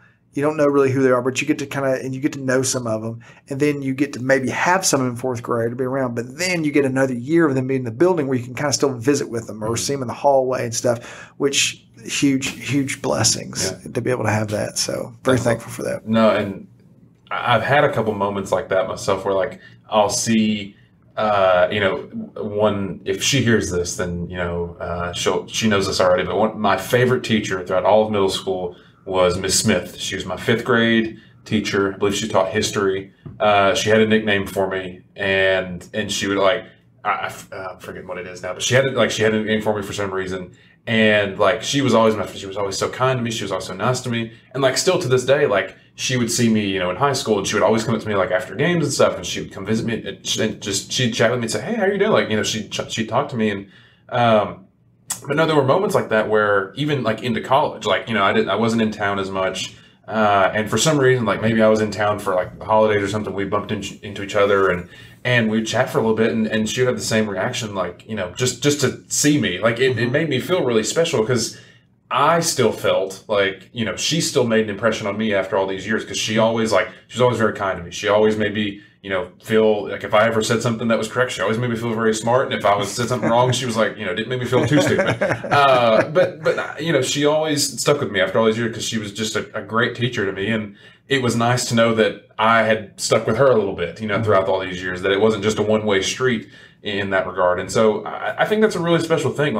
You said you spend 10 months with these kids, but it's not like you're just sitting in a room twiddling your thumbs. I mean, you're really, you're investing in these kids. I mean, and whether they realize it or not, that's gonna make an impact on them down the road. And I imagine that's a very special thing for you. And it is. Yeah, I'm a little bit jealous of it. I think it's pretty cool. But you mentioned something that I've been really eager to talk to you about, and it does relate to the shirt that you're wearing. For those that are not aware, that are listening, he is currently wearing a Star Wars shirt, and you were talking about scores, and you mentioned I think you mentioned the Star Wars score. Uh-huh. And although we were talking before this episode, we were talking about The Mandalorian. I haven't watched it, but I have seen all of the Star Wars movies. It's my favorite franchise. I love the movies. I didn't grow up on it, but I got really big into it whenever the Disney trilogy came out, because that was the first time I got to see a Star Wars movie in the theaters. That was really cool for me. And so I want to know, what is your personal ranking of the Star Wars movies? We can, if you want to include the two story movies, the Rogue One and Rogue Han, One. if you want to include those, you can, but you don't have to. But I at least want to hear your ordering of all 9 of them: the preludes, or the prequels, the original trilogy, and the Disney trilogy. I want to hear the sequel trilogy. Yeah, I want to hear what your thoughts are on them. Okay. Oh gosh. Okay. Because there's no right answer here, but there are a lot of wrong answers. Yes, there are. You're exactly right. I love. Let's see. Of course, going with the new Rogue One. I will say this for Rogue One. I love that movie, and some people, and we're seeing it though through Kenobi, Obi-Wan Kenobi right now. That John Williams actually it's the first streamer. It's the first movie outside of the main 9 that he actually did the score for. Oh, really? So he did the theme, Obi-Wan Kenobi's theme. And it's set in that time. And some people are like, I said, to me it's like history. You get mad because there's Civil War movies. You get mad because no, it's you're looking at the history. So I love that time period. I love the time of the stormtroopers and stuff. In the original trilogy, I love that. So Rogue One really was I really like that a lot. But let's see. If I go as a kid, my favorite one was always Return of the Jedi because it was the Ewoks. But as I got older, I'm like. It's like they got you. When I was got you as a kid. I know they did. There was, if you ever watch How I Met Your Mother, he has the Ewok theory that if you're of a certain age, you hated Return Jedi because it was so baby. Yes. But they remind you of your teddy bear. Yeah. And so I didn't have a teddy bear, but I had a stuffed rabbit. So it was close enough for me. Yeah. But just like I loved Temple of Doom, Indiana Jones, and as I got older, I realized Raiders was a much better movie. Yeah. But Temple of Doom was so weird, but I was like, he used his whip so much in that movie. If you looked, he uses his whip a lot in the second one. In the first one, he used a little bit of his whip and gun, and the third one, he uses his gun a little bit more. So anyway, and then we won't talk about Crystal Skull. That doesn't exist. That doesn't exist. So I'm not going to give any hot takes on you, but that was the first one I watched. Oh, I'm so sorry. Because I didn't grow up on Indiana Jones, and so whenever that one came out, everybody was like, "Oh, an Indiana Jones movie, it's coming out." And I was like, "Oh, let's go see what this is." And as a kid, I was like, "Whoa, shiny alien head!" Like, looking back all these years now, it's go back and watch. Last Crusade is phenomenal, and of course, Raiders amazing. Temple of Doom, but Raiders and Crusade are awesome. But okay, all right, Star Wars now. I'll probably start Empire. Well, hold on. It's so tough. Empire is I'll say Empire. A lot of good things happen. I'll say Empire, New Hope. Is this so? So is this going? So no, Return is your number one. Well, no, I'll say Empire. A New Hope and Return. If I said little kid me, would have said Jedi. Fair enough. Because I saw that one. For some reason, I saw that one the most. Yeah. I don't know why I saw that one the most. I guess if they played on TV a lot more. Yeah. Which they don't do stuff like you have to pay for that now. Yeah. And so I'll say, okay, Empire, Hope, New Hope, and then Jedi. And then, just be prepared. And not this, how they came out is how they're. Let's see. Then I'll say Phantom Menace. Oh, man. I'll say putting episode 3 real high up there. I'll say Phantom Menace. It's I don't know, okay. There's all right. I'm gonna stop. I'm gonna pause here. There is a theory that's proven wrong, but I will choose to believe that he's a Sith Lord. Yes, he is. And if you look at the prequel trilogy as Jar Jar being a Sith Lord, and everything he did was on purpose. That movie is phenomenal, and it makes so much. There's no way he's that lucky. There's no reason he should be in the Senate Council. No. Why would you put him there? And just the battle with the droid army, how he accidentally does this, He's doing these backflips and stuff. When they jump off if they jump off the ledge with their lightsabers, he's kind of hanging on. He's doing it on purpose. When I choose to believe that movie is 1,000 times better. And also too, I will say this: Dave Filoni, he was in charge of Clone Wars cartoon, and he's made a lot. Him and Jon Favreau, did Mandalorian and stuff, and he's like George Lucas Jr. He loves Lucas, and I think Lucas would be proud of everything he's done, and his view of what George did. Let me talk like we're friends. George Lucas, Georgia boy, that we were what he had done with the Duel of the Fates and what it meant. They were like, because Qui-Gon Jinn is my most favorite Jedi in all of Star Wars. Yeah. And in the whole canon franchise, Qui-Gon is my most favorite. Which one is Qui-Gon? It was Liam Neeson. Yeah, okay. For some reason in my head, I was thinking he was the dude that's like blue and has the things. Yeah. No. I was like, wait, what? But yeah, yes. I'm following you now. He was my favorite. And so I'll say that because I love that character. So that'll be my fourth one.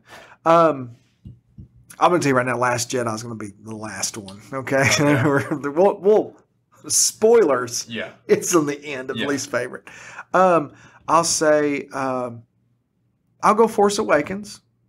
Okay. So I'll go Empire, Hope, Jedi, Phantom Menace, Force Awakens. And then I'll say, oh gosh, Clone Wars.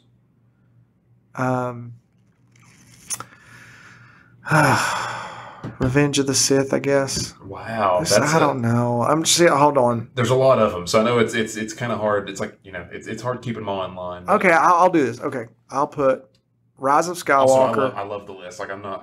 Oh no, you're good. Rise of Skywalker, Revenge of the Sith, and then Last Jedi. And I would probably put Solo. I'd go Solo, then Rise of Skywalker, Revenge of the Sith, and Last Jedi. I'd probably put Solo right there. And then Rogue One, I'd probably put Rogue One after Phantom Menace. I really liked Rogue One. So I will give my. I want to tell you mine as well. I'm going to give my. It's been a while since I've watched Rogue One, so I need to go back and rewatch it. But to me, Rogue One, it's a good movie. But I felt like the first two acts of it were just very slow. Mm-hmm. Like I felt like it just churned by, and it just like took for it. And then, but now, the script issue because they had to redo half the movie. Yeah, like they had to read, so it's choppy in that. Yeah. But the third act though. And the Vader scene. Oh, man. That makes the movie. Oh my gosh, that third act is phenomenal. Oh my goodness, I'm always torn on Rogue One because one half of me is like the third act is so good. Yes, but then I'm like, but the first.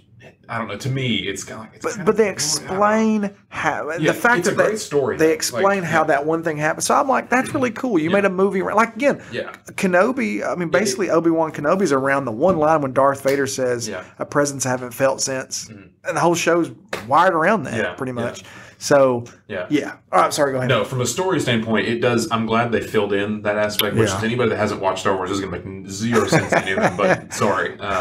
I as a young person that had to go back and watch all 9 of them, or however many of them, you can suffer through it as well, like I did. But to me, I change my list all the time. There's some constants in the list. For me, I always try to give a good mix of like from a technical standpoint and also just pure enjoyment. Like there's some movies that I know they're not the best, but I love watching them. You know.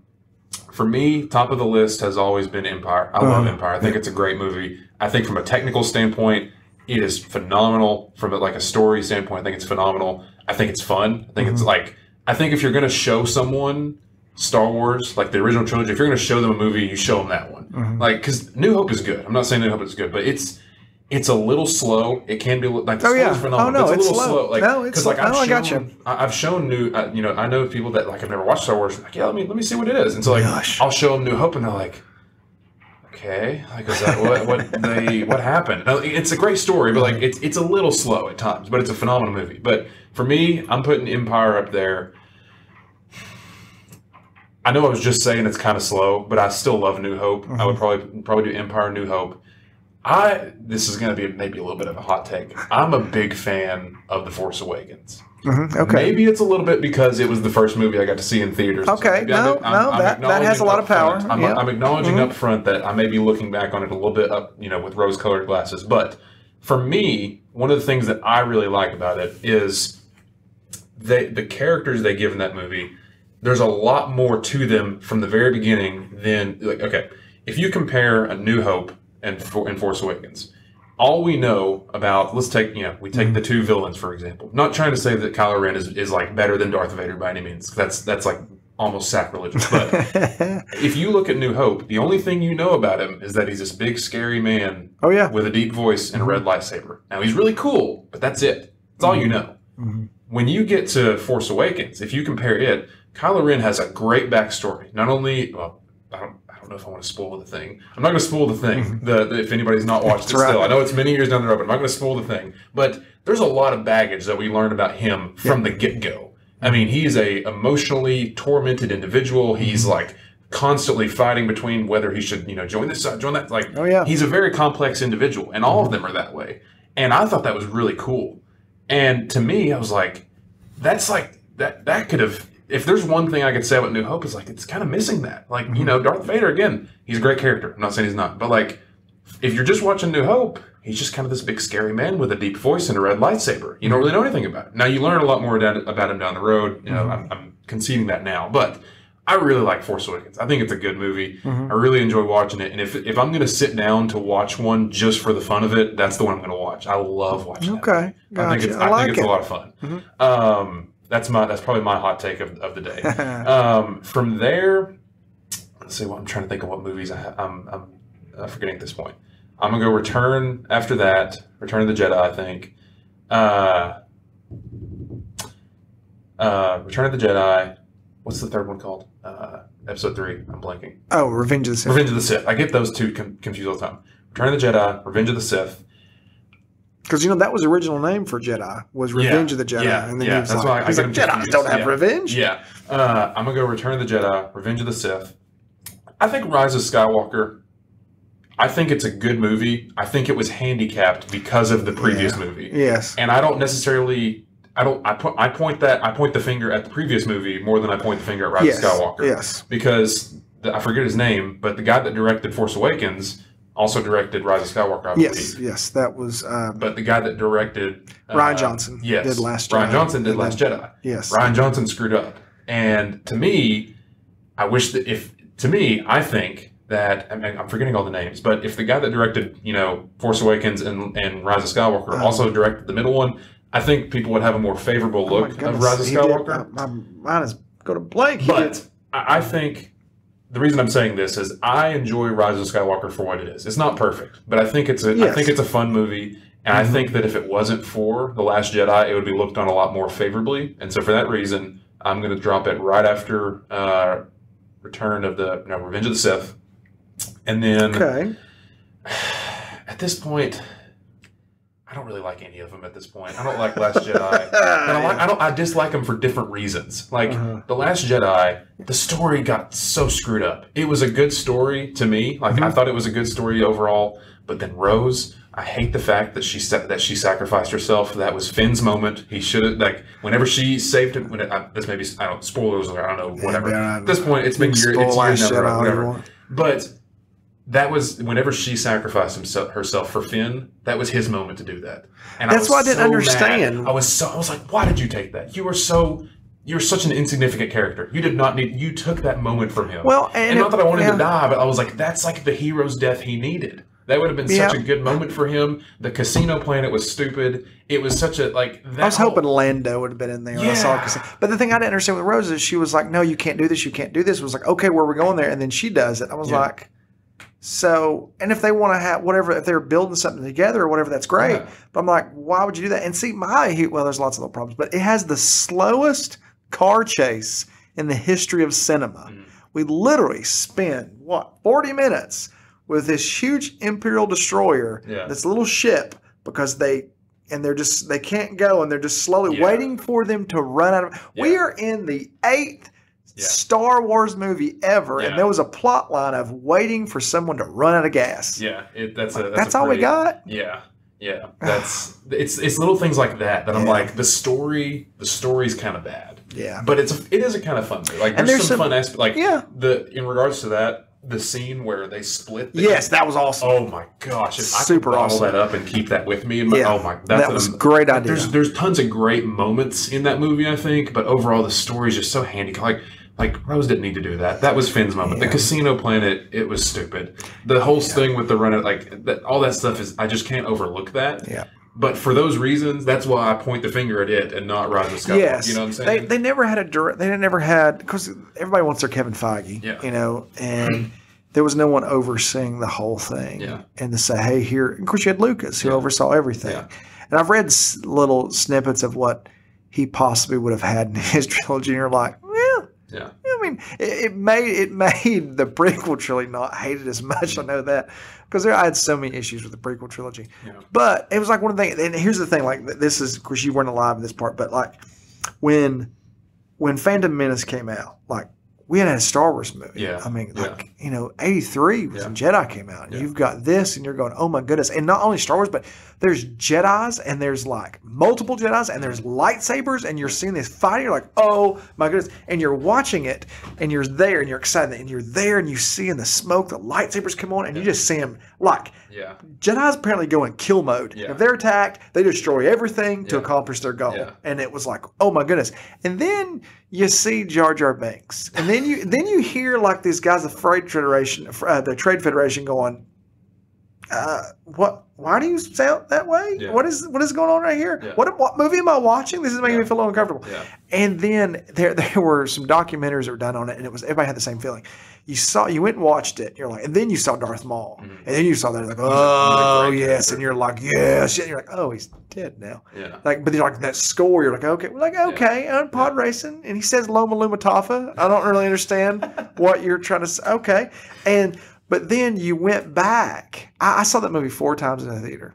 Okay, and I saw it. It was a terrible taste in my mouth, and it was like a common thing. You went back and saw it again. You're like, maybe I was wrong. Yeah. Maybe I missed it. Maybe that's the thing. And you're watching. You're going, no, this is actually worse than I remembered. And then you went the third time, going, okay, maybe they've changed it. Yeah. Maybe he's released a new.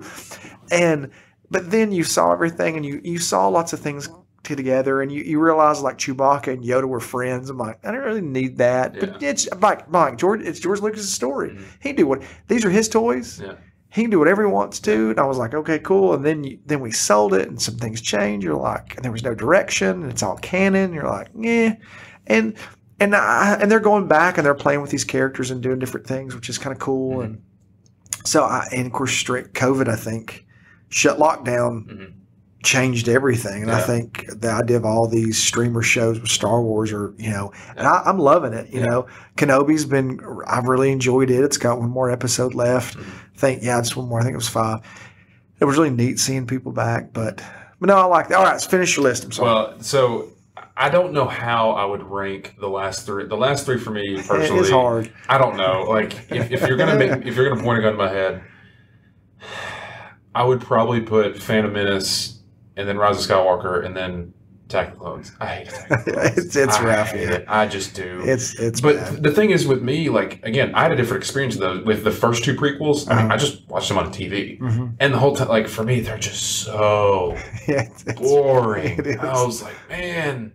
AC Slater, Oh, Kenobi. man. I was like, what is this? But there's some good moments in Phantom. Like, man, Darth Maul's a awesome character. Yeah. I mean, there's some great moments in it. So I give it a few points for that over Rise of Skywalker. Like Rise of Skywalker, the story just got butchered in that one, and there are some good moments in it, but I do not like Attack of the Clones. Never liked it. Never have. I don't want to. Not for me. It's not. The only good part is seeing. Is it Samuel L. Jackson when he decapitates the one guy? Mace Windu. That's the only. That's the Django. one, yeah, that's the one. That's the one moment right there for me. But I just don't like Attack of the Clones. Yeah, it's not a rough one. I just have a hard time with the sequel trilogy. But Qui-Gon Jinn was, when I saw him, I was like, oh my goodness. And I guess seeing that, I was like, I loved.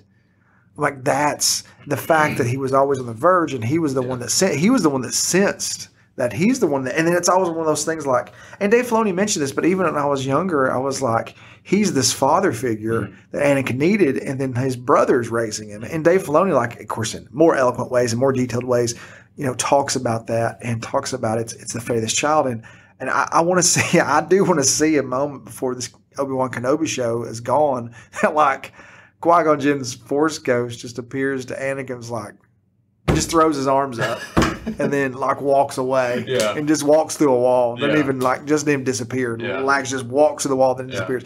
Of how he changed everything. Yeah. Like his influence in his life would have changed everything. But and the fact of how powerful he was and all that. I just love that character. Yeah.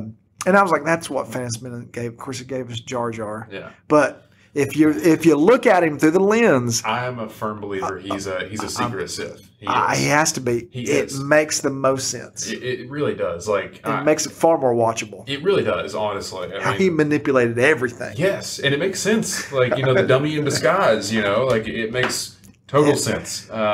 So yeah, I've been wanting to ask you that. I was like, I want to know what your definitive and the thing is it'll probably change. Like if you ask me tomorrow, it would probably be totally different.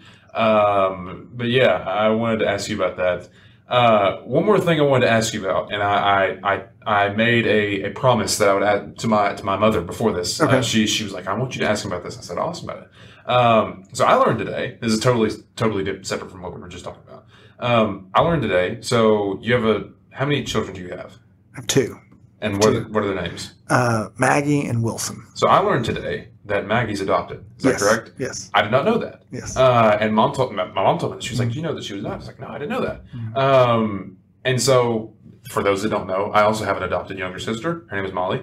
And she's, I just wanted to ask you about that experience. Like, what was it like? What kind of led you all, you and your wife to want to go through with that process, and just kind of what your thoughts are on that whole process in and of itself? Because I know from being the child of a parent that has adopted a child, it is a process. Different ways for each different family. But kind of wanted to ask you just a little bit about your thoughts on that and what that was like for you all. Yeah, Maggie, she's kind of become my muse. She was the one that a lot of the art I created, at least close to 50% I created in 2020, was inspired by her. She said, hey, will you do this? And even wrote my middle grade story I'm writing is based on the title as a nickname I've given her whole life. And the main character's name is Maggie. And I've written some like a picture book story about that, inspired by her. So she's inspired me so many ways. Our story, we struggled with having children for a long time, and we were at the point of either dumping lots of money in infertility, or fertility. I guess you don't want to pay money to be not fertile. Yeah. So strike that, reverse.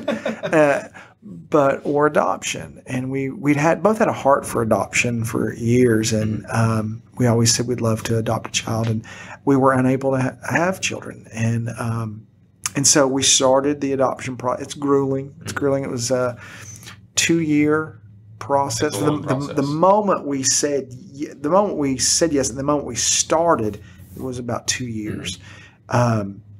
It was hard. We got to the point where we closed the nursery, because when you're adopting, you're always doing things. You're doing home studies, and you're doing paperwork and stacks of paperwork, to the point you think you're getting adopted. By the end, they'll be like parents going, son, you're like, well, I already have parents. Yeah. And because they're and the questions are so invasive, and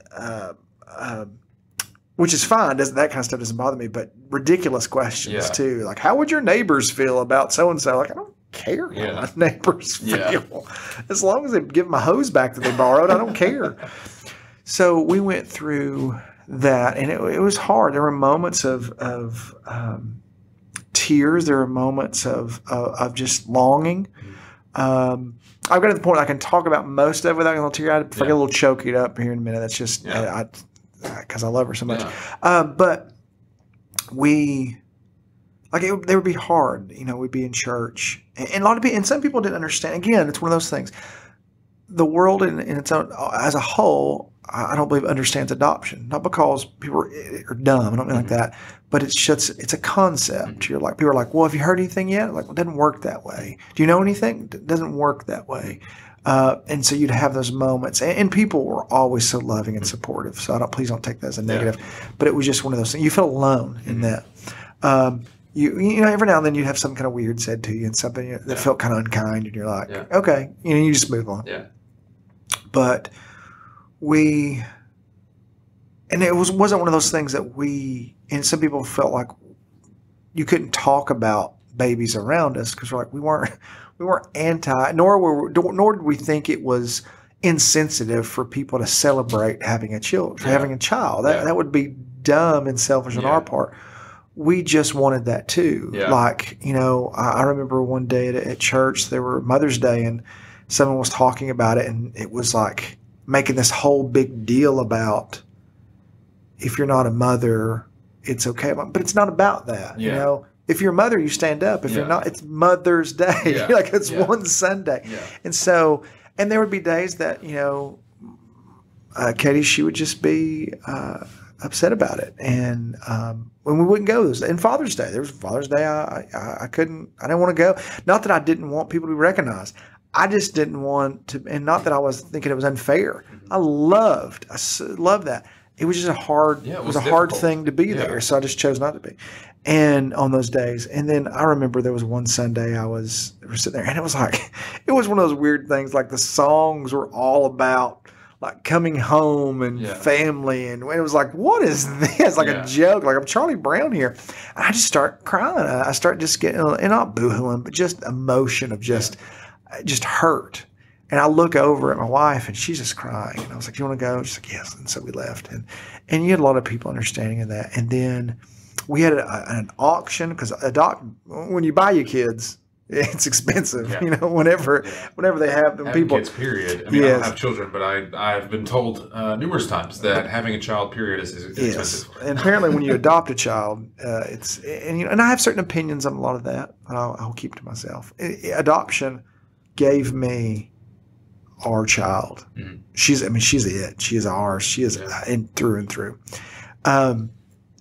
But you know, we went through things, and there came a point there was nothing left. I remember, like, you have to do, like, they call them profile books, and it's basically a picture book of your life, and you put whatever you want in there, and it's such a subjective, odd thing, because there'll be birth mothers looking at these to want to meet you. So you're like, it's like a giant cattle call of books. And it's so, when you break it down that way and you look at it just for what it is, it seems really weird. Yeah.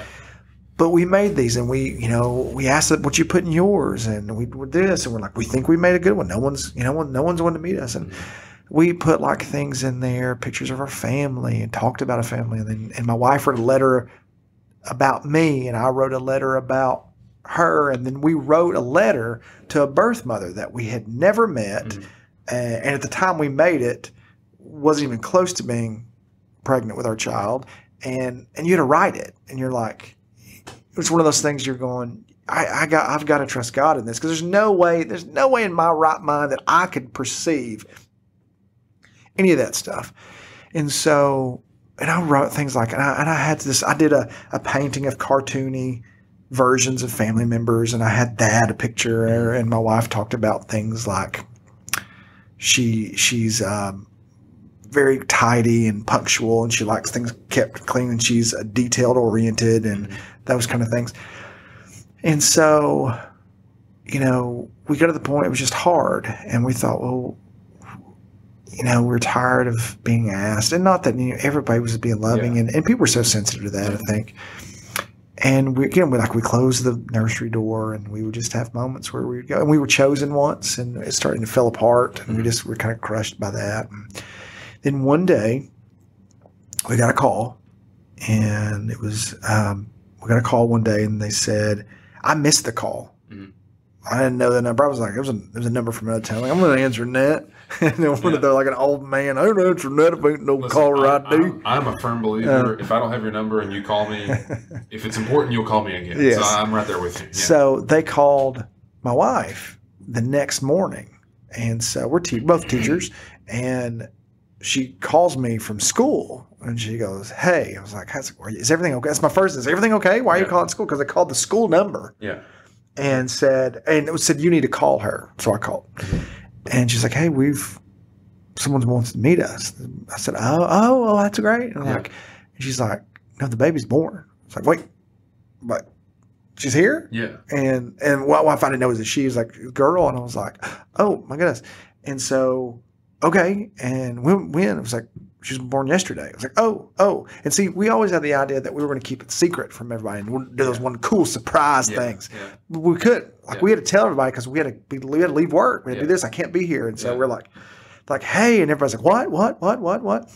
And we started telling family, and we started telling people, and this and that, and telling people at work. And it's like, we've got to be and work or please everybody. We're so and colleagues were so supportive of that. And then born one day, found out. The next day we went and met with the birth mom, and she was super nice. And it was kind of awkward, but it's one of those things you're there just trying to love.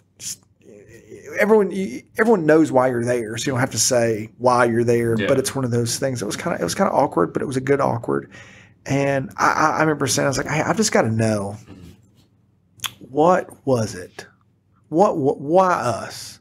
Just why? I mean, now, and we felt we had such a peace about it. Like, no matter what happens, we were like, we're good. Again, we were already rejected before, and we fell apart. Yeah. We don't know what was different about this. We're like, we're going to be good. Whatever, if this doesn't work out, it's such a peace. I really believe it is, but I feel like we've got such a peace about this. And I asked her, I said, what is it? And she goes, well, I like to draw. And you had this picture of showing some art that you did. And then she said, I'm really organized. And you said somewhere that you like to be organized and keep things in order. And we lost it. Just tears. Yeah. And these were just superfluous, trying to fill up a book with stuff that we wrote a year and a half earlier. Yeah. Okay, a year and a half earlier, and thought about, we should rewrite these things. We should redo this. And they told us, you'll have those feelings, but just trust it. And we saw that, and we're like, oh my goodness. And so she's like, no, we want to have her. And so this was somewhere else, and we had to drive and go really far away. And so we came back, and we had the name. Well, we had a name that we always had, and then for some, we're like, no, that's not going to work. Yeah. And we came up with Maggie and thought it fit. And I wanted to be Margaret. Just so I still call her Margaret anyway, when she's in trouble. But but it's not. Her legal name is Maggie. Yeah. And so we named her, and we did that, and we met her. And there was in Tennessee, they changed in March of 2016. They changed the law. Before, it was once a birth parents surrender rights, it's 7 days to change their mind. In March of 2016, they changed it to 3 days. Well, which was amazing for people adopting children, because you change your mind. Yeah. And so this carried on through. When it happened, they wanted to do some counseling with this birth mom, and all this happening. And I'm just, with holidays and things happening, it extended. And so we brought her home, and we brought her home the night that our county was ravaged by tornadoes. Yeah. And seeing her for the first time, little dress, drove a long time to get home. Some of my wife's friends hung balloons on the mailbox. Yeah. Like, it's a girl. And we were like, oh my, and they're sideways because it's so windy. And so tornadoes. And so during the night, it's getting worse and worse, and tornadoes dropping. And now she wouldn't sleep all night long. Like, she's screaming and she's screaming, and we don't know, and we finally get arrested. And then my wife, about 11 o'clock, she's like, oh my goodness. She's like, well, I feel so sick. Oh my goodness, I'm so sick. Here, take the baby. And she just feels awful. And then I start to doze off, and she's laying on me, and she'll sleep and wake up and scream like, oh no, what's wrong? And then I get a call from my dad that tornadoes are landing in the county and destroying up, and nobody can come help us because tornadoes are all around us. Like, nobody can literally, because like trees are thrown in roads and stuff. And then about 2 a.m., my wife is trying to rest because she feels terrible. I shake her awake, and I go, you've got to take this baby. I'm going to be so sick. And so we found out we had food poisoning.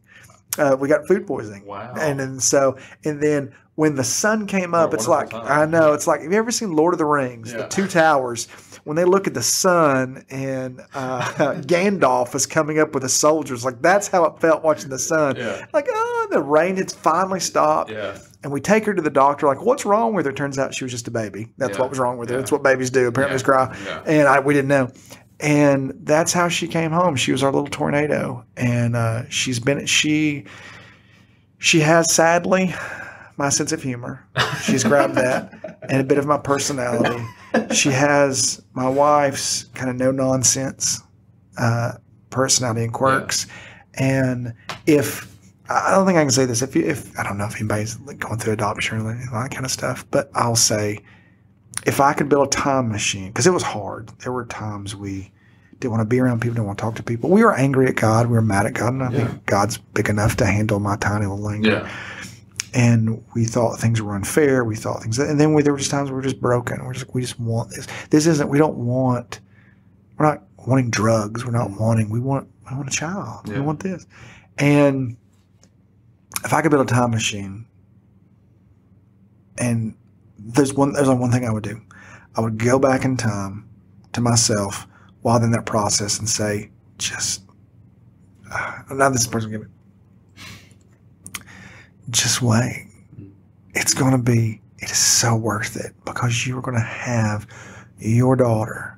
She's going to be in your life. She is yours. She is yours through and through. She is going to change your world dramatically, and she's going to make you better. She's going to teach you things.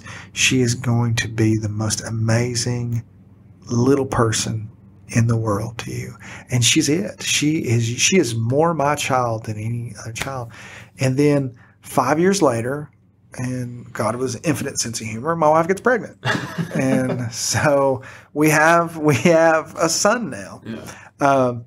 And Wilson. And Maggie's a wonderful big sister to him. So that was a process. I'm a huge believer, and a lot of my stories have some of that influence in there, because it's so informed about it, and I have such a heart for it, because that's how I have my child. And there's books that we've read, that unknowing that books that we've gotten that almost have those themes in there. It's crazy, like books about dogs and stuff that aren't about that. And but no, sorry, I've rambled on with that. But it's one of those things that, and it's not just one of those things that someone wants to do. Like, it was our family. That's how we got a child. Just how some people, that's like, well, you want a child, you got pregnant. But that's our version of that. The 100%. She's ours, and I can't explain how much there's no way that any child we'd ever had any way that could be more my child than she is. And the thing that I most love about doing this is, because you said, forgive me for rambling. My favorite part about doing this is not talking.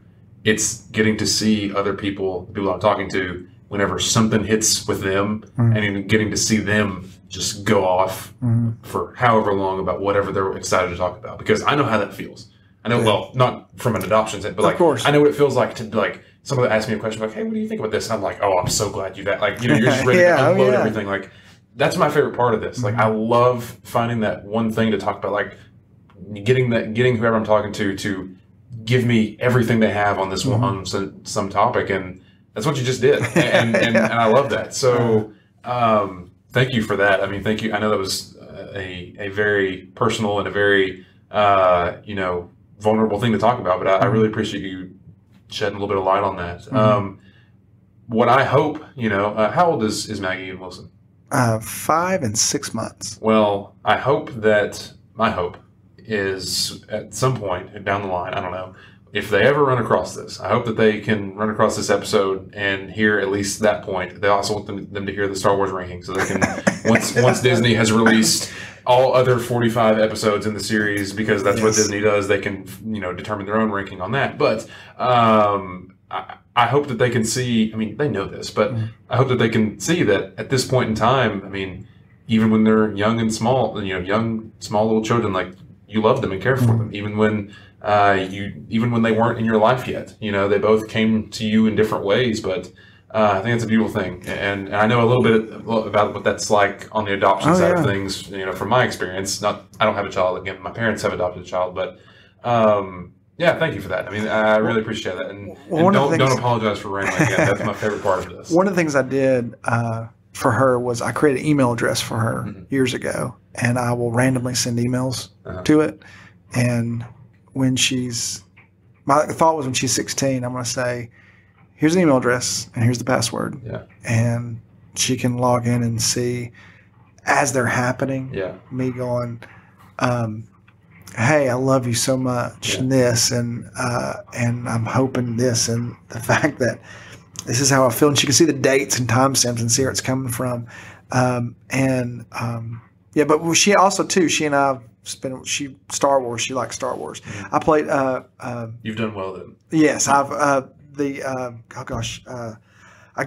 having kids of Fallen Order. I got that game when it came out a few years ago, and played it, and she'd watch me play it. Mm-hmm. And then there's a point where you can. I found out where you could find a double blade lightsaber, mm-hmm. so I had to get that one. Yeah. And you can make it pink. And so if you turn on my game, the character's wearing a purple tunic and he has a pink lightsaber because those are Maggie's favorite colors. Yeah. And she's like, now she's moved on to orange. She's saying it's because Tennessee. Yeah. But she'll do those kind of things. And then the Skywalker Saga, mm-hmm. Lego Star Wars, mm-hmm. came out a couple months ago, mm-hmm. or May, and so I have that. Yeah. And so we've been playing through the trilogies, and she'll do that. But we watched New Hope, watched Empire, and then New Hope, it was a little slow. So we started Empire, and it gets a little, so we're starting some of that. And we've gotten all the Golden Books. Mm-hmm. Little Golden Books has done all the movies. Mm-hmm. And then we did, we've got those, and we started with episode 1, which I knew she would like because those were made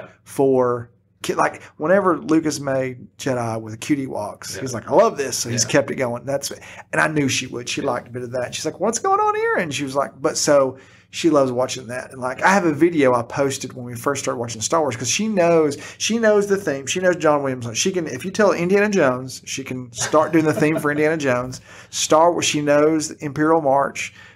She knows the Superman theme. She's 50-50 on Superman theme. But the Tim Burton or the Danny Elfman Batman theme from Tim Burton's Batman, she knows it because I've always played her whole life. But I made a video. It's just on her when it's watching, and she was like, "Oh my goodness, there it is!" And she's so excited. And then when it kicks in the song, she's doing the song too because she knows it because she's listened to it for years. Yeah. And but then she'd get a little part, and again, like you said, it's a little slow. Yeah. So she gets slow. It's like it's going to pick up, baby, I promise. Yeah. And so seeing some of that, but it was so those little things with her. It's been wonderful to share with her and things she likes to do. So she's unfortunately pulled on some of those little silly idiosyncrasies that I have, which we need more of that in the world. Why not? But so she's fun. I love it. That's awesome. Thank you for that. I really do appreciate that. And I know that's a very personal thing to talk about, but I really appreciate you going in on that a little bit. So one more thing I want to do here before we kind of wrap things up. We've been going for a little while now, so I don't want to take you keep you away too much longer. But one kind of closing segment that I guess I can say that now. Closing segment. I like a closing segment. A closing segment. I need to get like some like a jingle or something to play here at some point. I don't know. I'll get that. But the little closing thing I like to do to end each episode on a bit of a different note is this thing I call 15 quick questions. Okay. And these are 15 questions. They're this or that questions. So gotcha. Either A or B. Okay. And I just want you to give me your off the top of your head how you're feeling right now. Answer on all of them. Gotcha. These are going to be on the record. So okay.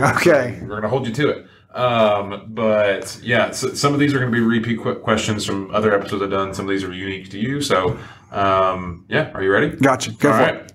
This is 15 quick questions with Mr. Published Author, 4th grade educator, Jason Wallis. Fiction or nonfiction? Fiction. Who wins in a dance battle between Danny DeVito and Martha Stewart? Danny DeVito.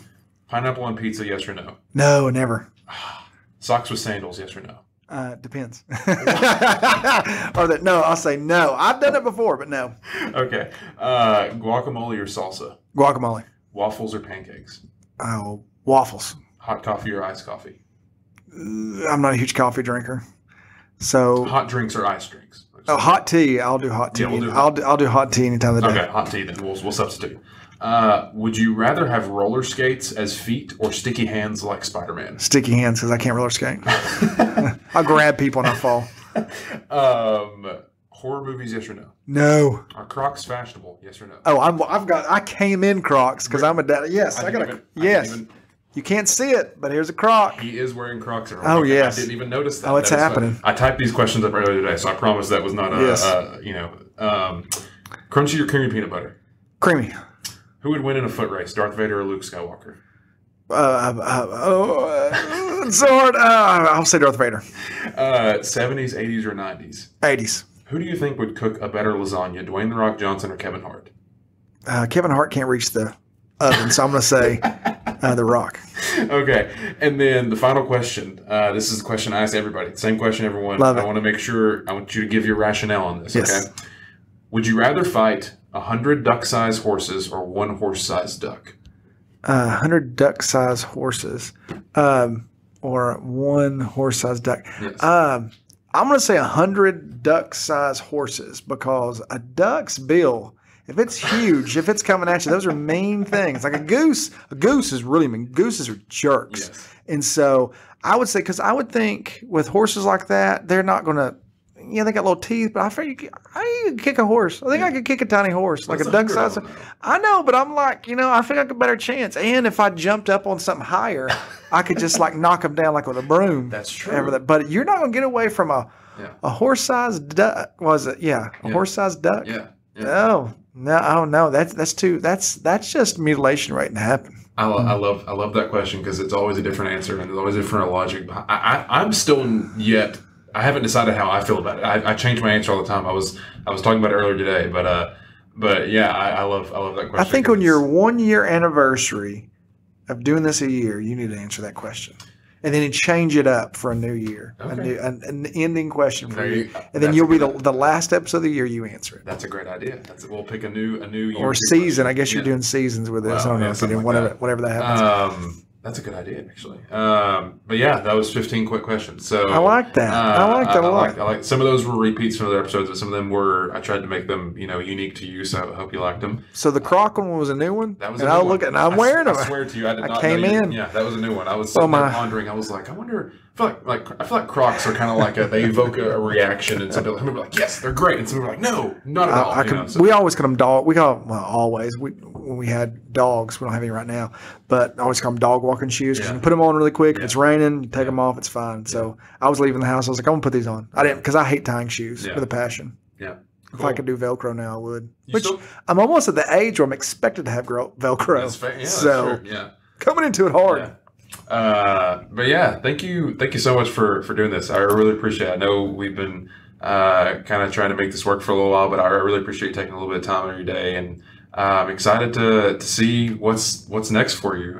Before we finish up here, I always again want to say thank you to you, but I want to give you a moment just to address whoever's listening, whether you want to give a shout out to somebody, whether you want to promote something you're working on, whether you want to just say go Vols, whatever you want to say. The floor is yours. So yeah, go for it, man. Roth IRA investment is very important. It is, though. If you're not, oh gosh, I will say this. Number one, thank you so much for doing this. And if anybody's still listening of this long podcast, bless your soul. Everyone that listens is contractually bound to listen. That's true. Yeah, I got to. I realize too, and I think this is for anybody creative or anybody doing anything. Doesn't have to be what it is. Remember your two things. Neil Gaiman, wonderful writer. He did a commencement speech a few years ago. You can Google it, but he called "Make Art." That was his thing, and your art could be anything. No matter what, make art. And I love that.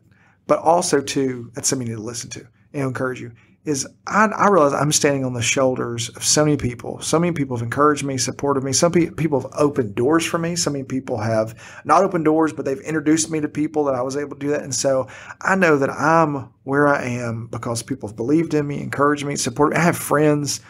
And whatever you're doing, make friends, make connections with people, not for the fact of what they can do for you, but the fact of what you can do together. Because I always tell my class, the smartest person is the room. Mm-hmm. All of us together are the smartest person in the room because we all have different things that can come up. And so I realize I'm standing on those shoulders and standing and with those people, and they've held me up and they encourage me still. There's people I talk to weekly and daily about stuff with creating, and they've been people I bounce ideas off of, and I couldn't do any of this stuff if I didn't have those kind of people in my life. So I'm so thankful for that. And so that's the thing. I love that. And again, I hope there's more things I can put out there for people. And I would never be a Steven Spielberg, but maybe a Larry Spielberg. If there's a Larry Spielberg, maybe that would be me. Or a Larry King. There's a Larry King. I was doing Stephen King and Larry, but there's a Larry King. You could be Larry King. We have the mic for Larry King. Yeah. But thank you for that. And that's just something, just go make art, do what you need to do. Because if you don't, again, I've said it before, if you don't make it, it's not going to exist in the world. Yeah. If you're not going to create, this podcast will not exist if you hadn't done it. So do those kind of things. Awesome. I love it. That's great. I know you said you have a website, so I'll make sure to put that in the description if anybody wants to check it out. Yes. JasonWallisArt.com. JasonWallisArt.com. Go check it out. I'll put that in the description. So if you want to check it out, do you have any social media handles or anything you're comfortable sharing? Yeah, it's Instagram. It's Jason Wallis Art. I try to keep a thing. Yeah. I have TikTok, Jason Wallis Art, that I'll put like just drawing stuff on. I have a Facebook, which is Jason Wallis. I think that one had to be different. It's like Jason Wallis, author, illustrator. I mean, it probably changes if it'll let me. And then that's all. But on my website, it has links to all of that. Okay. It has links to users on Amazon. Cool. Has links to my art. I have an Etsy shop. Yeah. It has links to that where. It's the one-stop shop for everything. Okay, sweet. Well, I'll make sure all those links are down there. So if anybody wants to check out his website, his art, or if you want to, support him, go purchase Users. Again, I have read the book. It's a great book. I really enjoyed it. Again, I'm not just saying this because he's sitting right in front of me. I really did enjoy it. So I would recommend go pick up a copy, check it out for yourself. But yeah, thank you again, man. Thanks, brother. I really appreciate it. It was a lot of fun, and maybe we'll do it again sometime in the future. Be great. Yeah, awesome. Thank you all for listening, and see you on the next episode. Bye.